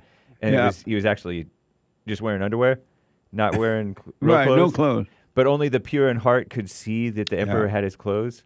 And then a child said, the emperor has no clothes. And then everybody kind of woke up. But you feel pressured these young people feel pressured not to allow themselves to realize that immigrants are bringing crime and they are changing the culture for the worse. Men are too soft. Women are too promiscuous. Yeah. And they've been brainwashed to deny reality. That's amazing, huh? Yeah. The Democrats are counting on pro-abortion young women to help Biden, but young men against changing gender rules could help Trump. Oh, yeah, the gender roles. Gender rules, no, too. No, gender roles. Yeah. My eye work. Same thing. Yeah. Young men are against that. Yeah. Nice. See, the men know, ladies. Respect men. That's right. You know how they always say respect women? Yeah, respect men. What the? Yeah. That is an amazing report to me. Yeah. The women are going more and more off the deep end. Some not. And then the men are going a little bit less off the deep end. That's cool. Amazing. One day at a time, one person at a time. Work on it. Stay with it. Young and old, but stay with it. Let common sense back in. All right? Ronnie from Ohio bought a coffee. Uncle Jesse, yesterday you said that all men are sons of God. Is Joe Biden a son of God? Yes. It's just that he's been turned away, and he is I don't know his heart, of course, but if he has not forgiven and returned back to the Father, he's the son of evil. because he have identified with evil. But all men are the son of God, just that most men have been turned away. And Satan is their God. Amazing, huh? Thank you. Amazing. Katerina, 3 coffees. Is there any connection with women's menstrual cycle and their hell or demons? It's also called PMS. If women were not angry, if they were not angry and they had a little monthly thing, it would be nothing. It would be easy. But they're angry, so they're overreacting, and they make the situation worse than it should be. A good question, though. Thank you. Biden sounded worse than I thought, but he did better than I thought. I thought that he wasn't even going to be able to complete sentences. Well, he did say something, and he mumbled through it. Right. And Trump, like, I don't know what he just said. That was the one really bad one, yeah. I don't think he knows what he said. Crazy. Huh? He said, I don't think he knows what he said. I don't We think he beat knows he's Medicare. here. It sounded so crazy. Even when he first came out and started talking on the mic, I'm like, cut his mic right now. It was so bad. But he was able to get off whatever he believes in out, even if it was a stumble, even if it was a stutter. He got all his stuff out, so I was shocked at that. God. But anybody watching will see, without having to know what both people are talking about, they can clearly see who is the person that is more stable. So that's what I think. Joel Friday is right. He's like, he sounded so awful. He sounded like he lost his voice trying to practice. I heard that he was practicing debate Right. at Camp David for the For whole a week. whole week. Leading up He to must have it. been napping. So there. I think he was shouting, and he lost his voice by that point. A friend of mine texted me afterwards saying, he was like, oh, Biden did good. I was like, yeah, give him a ribbon. I'm like, Biden, you get a ribbon too. He made it all the way through. You know how the kids, when they play kid ball or whatever, Participation trophy. the team give everybody A certificate of participation. I didn't get the clip, but Jill pretty much treats him like that. Biden, you did good too, okay? Here's a ribbon. There's a clip going around. It's Jill saying, oh, you did so great, and you knew all the facts. To encourage him. Like afterwards. I was like, oh, no.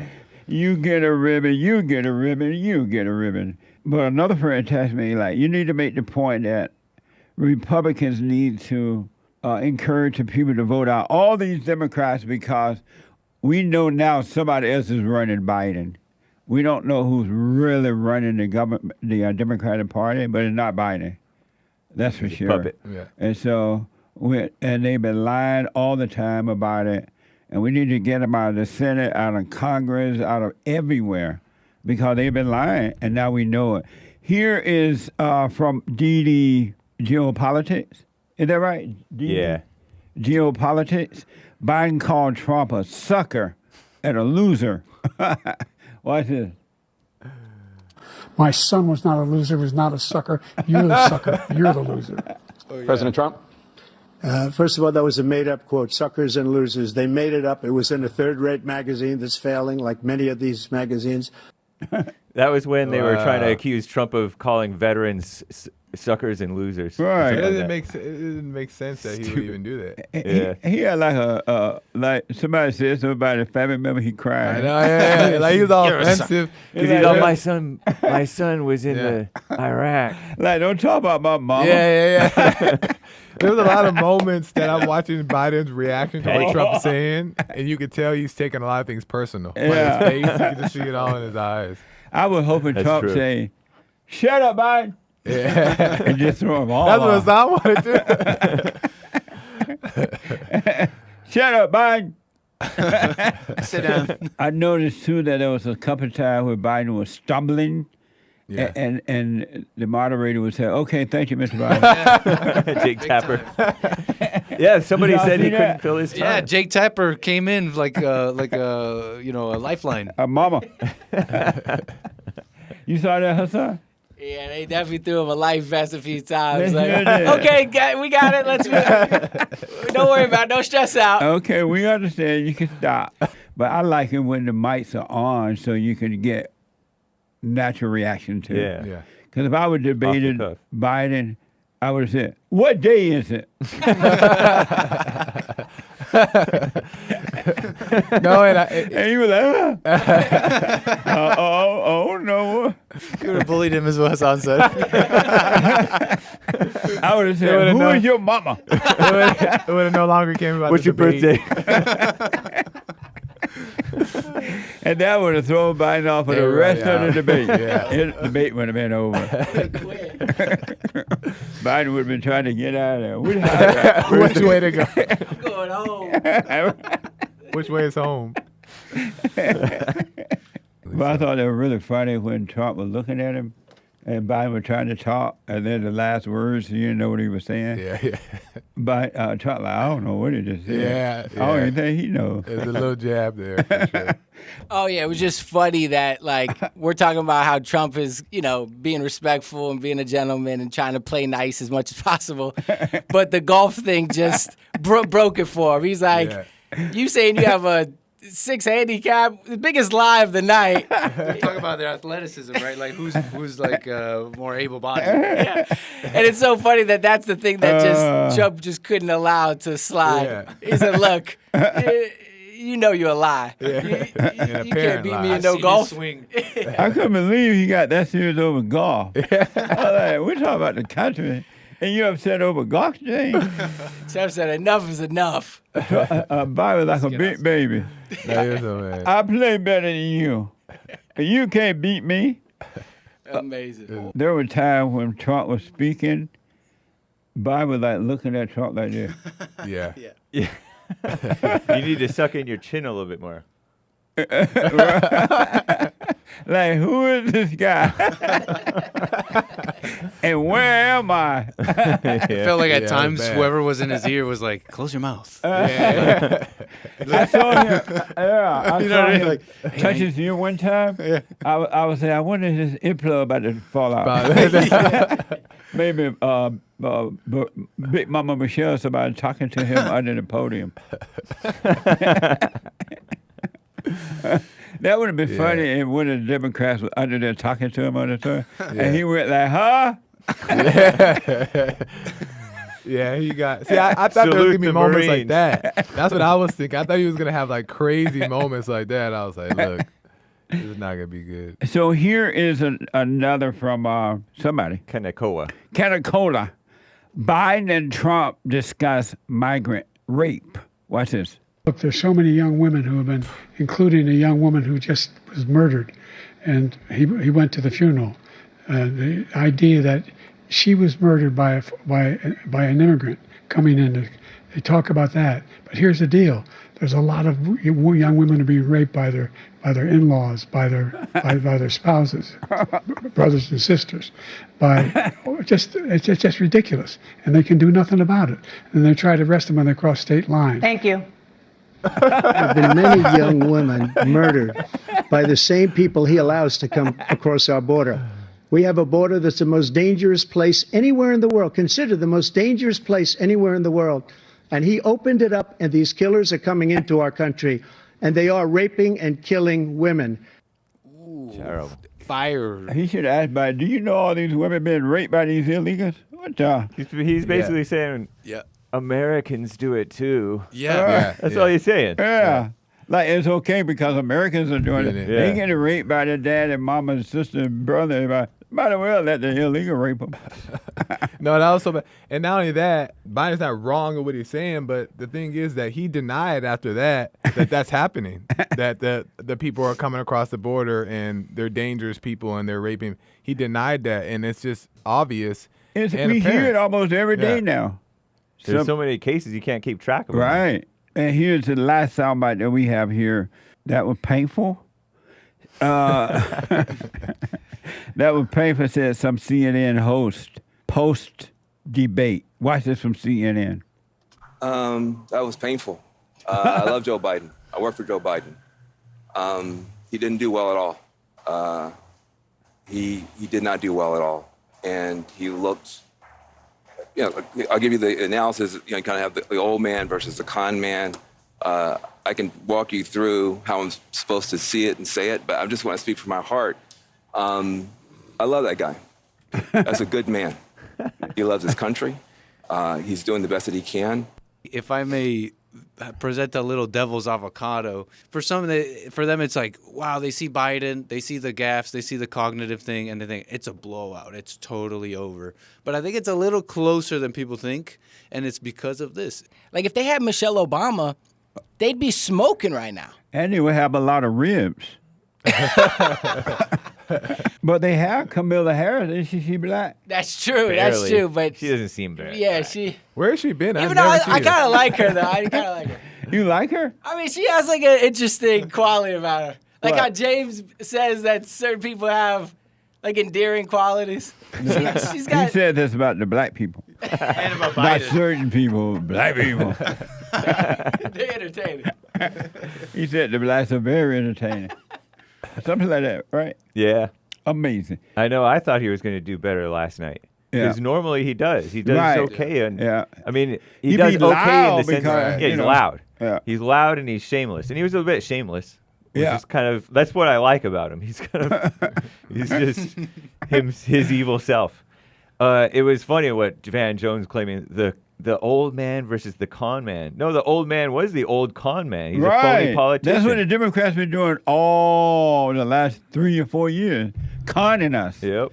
They won't even put money in our country to shut down the border, to deport the criminal, put people back in jail. They send all the money over to Ukraine and everywhere else but in America.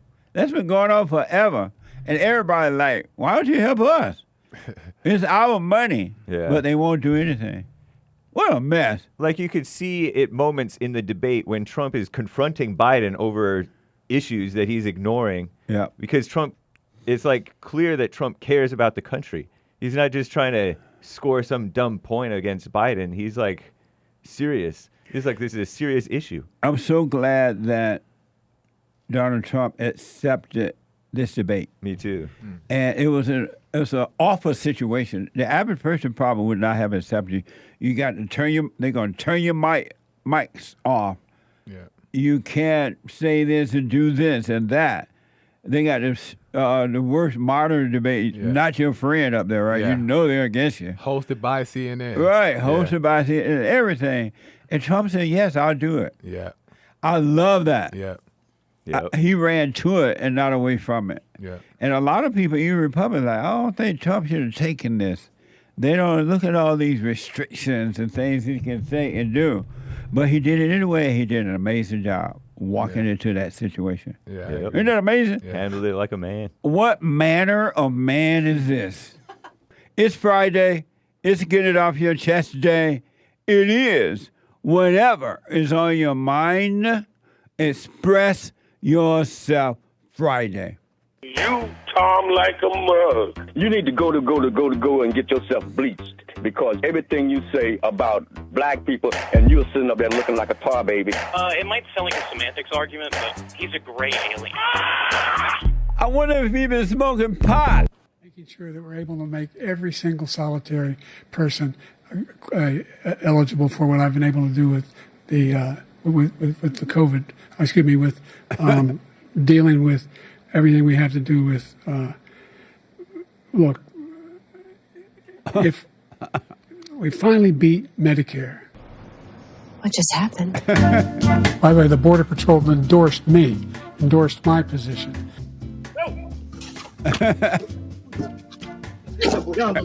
Nearly half of young Americans believe that immigrants improve our nation's culture. And a majority of young Americans would feel comfortable with an immigrant moving in next door. Residents of this Corona neighborhood recognized him from this wanted poster.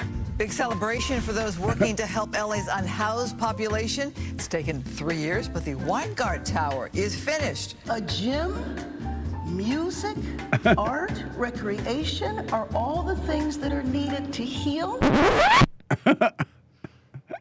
What a mess. Nick, the anchor baby, just gave me this Joe Biden clip right after the debate last night, and this is my first time seeing it. I just seen a little portion of it. I want to show you what child abuse, old people abuse, old people. What's the difference between old people and elders? Hake said elder abuse. What's the difference? I don't know. That's just how it's called. I'm sorry? That's just how it's called. Old people? Elder abuse. And then who are the old people abuse? There's no such thing as old people abuse. So an elder abuse is not an old person? Right. Oh. I want y'all to see this. This is another example of what evil look like. Watch this. Where's this from? Oh. Joe, you did such a great job. You answered every question. You knew all the facts. And let me ask the crowd, what did Trump do? Why? And Joe look like he believe her. That is evil. That was from Fox. And this is supposed to be that man's wife. Didn't I tell you husband and wife don't love each other? Nobody loves nobody. There is no love. That's horrible. And Joe stand up there looking like, what debate? That's evil, folks. That's that man's wife doing that to him. And then she making the audience lie. In case you missed that, I just want to play it one more time. That was from Fox. Joe Biden gushes over president's debate performance despite poor reviews. She better go look over at CNN. They're not gushing. They ain't happy. Watch this. Joe, you did such a great job. You answered every question. You knew all the facts. Oh, man. And let me ask the crowd, what did Trump do? Why? He like, thank you, mama. She's making him looking even worse now. That's what evil look like. Hassan, I guess you really feel bad for him now, right? You say you felt bad for him during the debate. You must be in tears right now. Yeah, that's rough. That's like when you're a kid in a little league game and your mom is doing the most or something. And the crowd and everybody lying to Biden. What do you think about that, Hake? It's like treating him like a child or an old. I used to go to this senior center that had Alzheimer's patients and talk to them. Yeah. And that's how I would talk to them. Overly. It's pronounced gushing, by the way. Gushing. What did I say? Gushing? Yeah. I'm black. Right. In the black community, it's gushing. Yeah. In the white community, it's gushing. They can't even talk normal to him. No. And he's like frozen. What a mess. And they lied. Right. They're accusing Trump of lying. What a mess. Up there lying to Biden right in front of his face. Like he's some retarded kid. His stupid wife. Hey, Joe, you did great. You've said a couple of times now that his wife doesn't love him. She doesn't. I mean, that's so clear now, I don't even have to think about it. Yeah. She's making a fool out of her husband right in the public. And he up there looking like, what are you talking about? And herself. Yeah. But she doesn't care. Yeah. As long as she's the president's wife. Let me go to first-time caller out of Tennessee, OJ. Hey, what's up, Jesse? All is well, OJ. Thanks for calling. Thank you, Chan, but you're just repeating yourself over and over again. Go ahead, OJ. So I've got a few questions, and I hope you can kind of guide me. Okay. Right. So growing up, I was raised Muslim, right? Okay. And yeah, so I was raised Muslim, and I've seen the lifestyle. It's really beautiful. Like the Muslims that are portrayed on TV and in the media or whatever, you know, there's always going to be bad apples. Yes. But on the flip side, I've got plenty Christian uncles and family and cousins, right? And so I've also went to church with a couple of my friends, like my close friends. And so I've seen the Baptist religion too. So in this case, I'm kind of living the life that's kind of like Muslim dad, Christian dad. You see what I'm saying? Yes. Okay. And with this, like seeing both lifestyles and everything, that's where I'm kind of lost at. So that's one thing. And then the second thing is I was born to, my family's African. You see what I'm saying? We're from West Africa pretty much. You can call it like where they used to sell the slaves at. I can't say exactly what part my country would have played in it, you know, whether they were taking or selling slaves or whatever, but that's just where I ended up, my family tree ended up being from. Okay, cool. So now I see the other side of immigrant and being an American, because I'm kind of like what you call an anchor baby too, I guess, or just first generation African. You're an anchor baby in that you were not born, your mother got pregnant and then she just crossed the border and had you? Oh, okay, no. My mother got pregnant here while in America. They both lived here. Oh, okay, so how are you an anchor baby then? Okay, I guess I misinterpreted the term anchor baby, but I know I'm first generation. Oh, yeah. Anchor baby mean that these people get pregnant on the other side of the American border, and then as soon as they're about to drop you out, they step across the border and have the baby on American soil. Okay, yeah, so no, that's not how I played out, thankfully. But so you see kind of like how I grew up, right? And my thought process and everything. OJ, can you hold for me? I'll hold. Yeah. Okay, yeah, let me take a quick break. Let me go quickly back to OJ. I put him on hold because we ran out of time there. And OJ. Yo, can you hear me well? Yes. No, I can. At first I was hearing like a background noise. OJ, are your parents here legally or illegally? Right, yeah, they came legally. Oh, so they're citizens of this country then, right? Right. So that would make you an anchor baby then? Yeah, like I said, I guess I misinterpreted the term. And you said it does? Why? Hold on, AJ, hold on. Why you say that's still make him an anchor baby if he's here legally? I mean, they are here illegally. Anchor babies are born to non-citizens. Anybody who's not a citizen, if they're here legally but they're an immigrant, and their child is suddenly an American, that's called an anchor baby. Oh, so your parents, they're here like on a visa or something? Right. Oh, you're an anchor baby. Just not not born to illegals. Right. I got you, but go ahead. Well, yeah, I mean, I was pretty much just telling you my thought process and where I'm coming from, right? Uh-huh.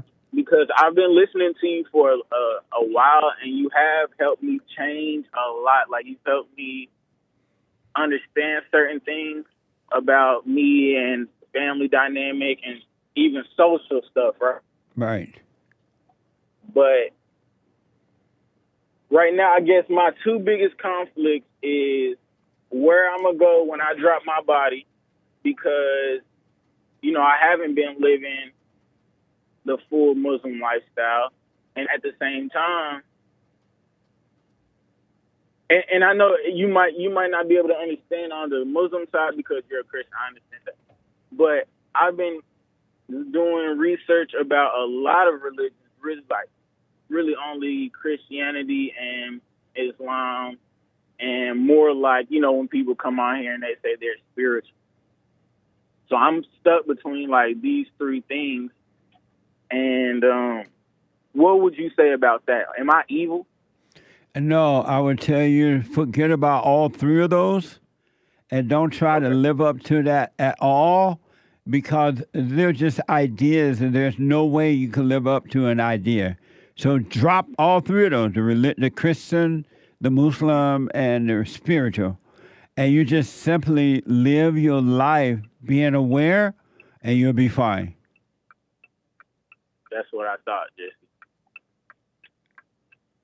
Like that's how I've been feeling, and yeah, you kind of just confirmed that for me, because I see that whenever I just do what I'm doing, like there's some things that my parents may disagree with me about, and I might just go ahead and go with it, and thankfully I turn out fine, right?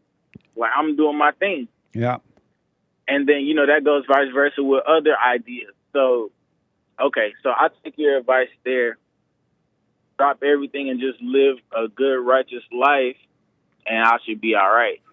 And don't even call it a righteous life or non-righteous life. You just practice. Have you forgiven your parents? Not in the way that you said to. And how have you done it? Mostly like just in my heart and in my understanding. And why have you gone to them and forgiven them? Well, because I know that is gonna raise hell, and in my eyes, I'd just rather not deal with that. How old are you? I'm 24. So is it going to raise hell for you or your parents when you forgive them? It's going to raise hell between like our relationship, because at one point it was kind of really crazy, like bad. And we've gotten way better. All of us, we're all growing and we're all learning. And, once we all apply what we're learning, our life has been getting better. But even still, like if I pretty much like dig up the hatchet of what I feel like I've already forgiven him for. It's just going to bring up, a whole lot of woulda, coulda, shoulda conversations. Like, well, remember you were doing this, and then vice versa. And how do you know what's going to happen if you haven't already, if you're not done it? I don't know. That's just my thoughts lying to me, I guess. Yep, 100%. And when you listen to thoughts like that, you're worshiping evil. You're worshiping the devil. Damn. Oh, man. And I don't want to be evil. I'm really, like I said, righteous. I just want to be whatever the word is going to be. I just want to be good. Well, then go and forgive, and God would remove evil from your heart, and you will be of God, which is good. Mm-hmm. Naturally. Yep. But you got to face your parents, especially your mother. Yeah. You're right. And that's something I've been listening to you, like I said, and I agree with it. I just need to go and do it. Yeah. How will you ever love your parents if you're not able to go and forgive your parents? Right. No, that was a question. Okay. How will I love them if I don't forgive them? If you don't go and forgive them, how will you ever be able to love them? It'll be a fake love. It'll be a love that, okay, I'm just saying I love you, but in my heart, like I said, I buried the hatchet, but in my heart, I'm still thinking about those things. 100%. And those are those thoughts. Yep. And it doesn't matter how they react or not react. Don't have any expectation of what they're going to do. Have a way to see. But whatever they do, you don't react to them. And you just say, you know what, I'm sorry for resenting you. I realize now you can help yourself. And I'm wrong for resenting or being angry, whatever we're being angry. And God will forgive you. And then you'll be able to, he will clear your mind. And you will have a clear mind and a pure heart. Okay. That's making a lot of sense. And then you will be neither Christian, nor Jew, nor Gentile, nor Muslim, nor any of those things. So, so we're not going to put a term on it, because there's a term for someone who lives like that, right? But we're not going to put a term on it. Yeah, don't put anything attached to it. You just live in the present. That's what I'm trying to do, and I'm going to keep on doing it. I need to go and forgive, for real. Yeah, you got to face them, because if you don't face them, the fear would never leave, because the only reason you have the fear because you resent your mother and father, especially the mother. And Right, I don't want to. anyone that has anger has fear. Okay. And anyone that has fear has anger. Okay. That's crazy.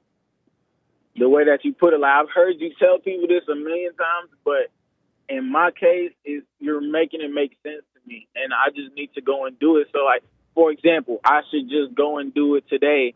And you know how you said the thoughts will leave and you won't have those ideas and everything after I forgive. Once you forgive, the light will come on. The light of the Father will light up your heart, and so that it will separate you from your imagination, which are all those thoughts.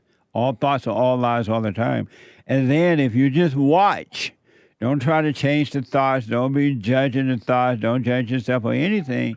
If you just watch, then the light of the Father will destroy the darkness of the imagination, which is evil. I got to do that. I'm going to do that, and I'm going to call you back and let you know. All right. For sure, because you guys are helping me. I appreciate y'all, what y'all doing. Thank you. Yeah, go and do it. And again, whatever they say or do, don't argue with them. You don't need to prove anything. You're just going to say, I'm wrong for resenting you. I realize now you guys can help yourself.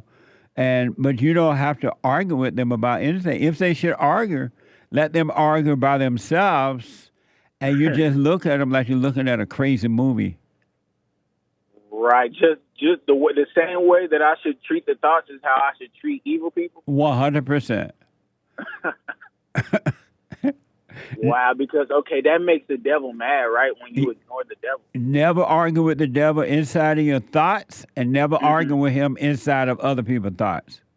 Yeah, that's what I've been doing, man, just sitting there, sometimes just trying to beat what I think is God into somebody, and that's not going to work. No, you can't save anyone, so cut that out.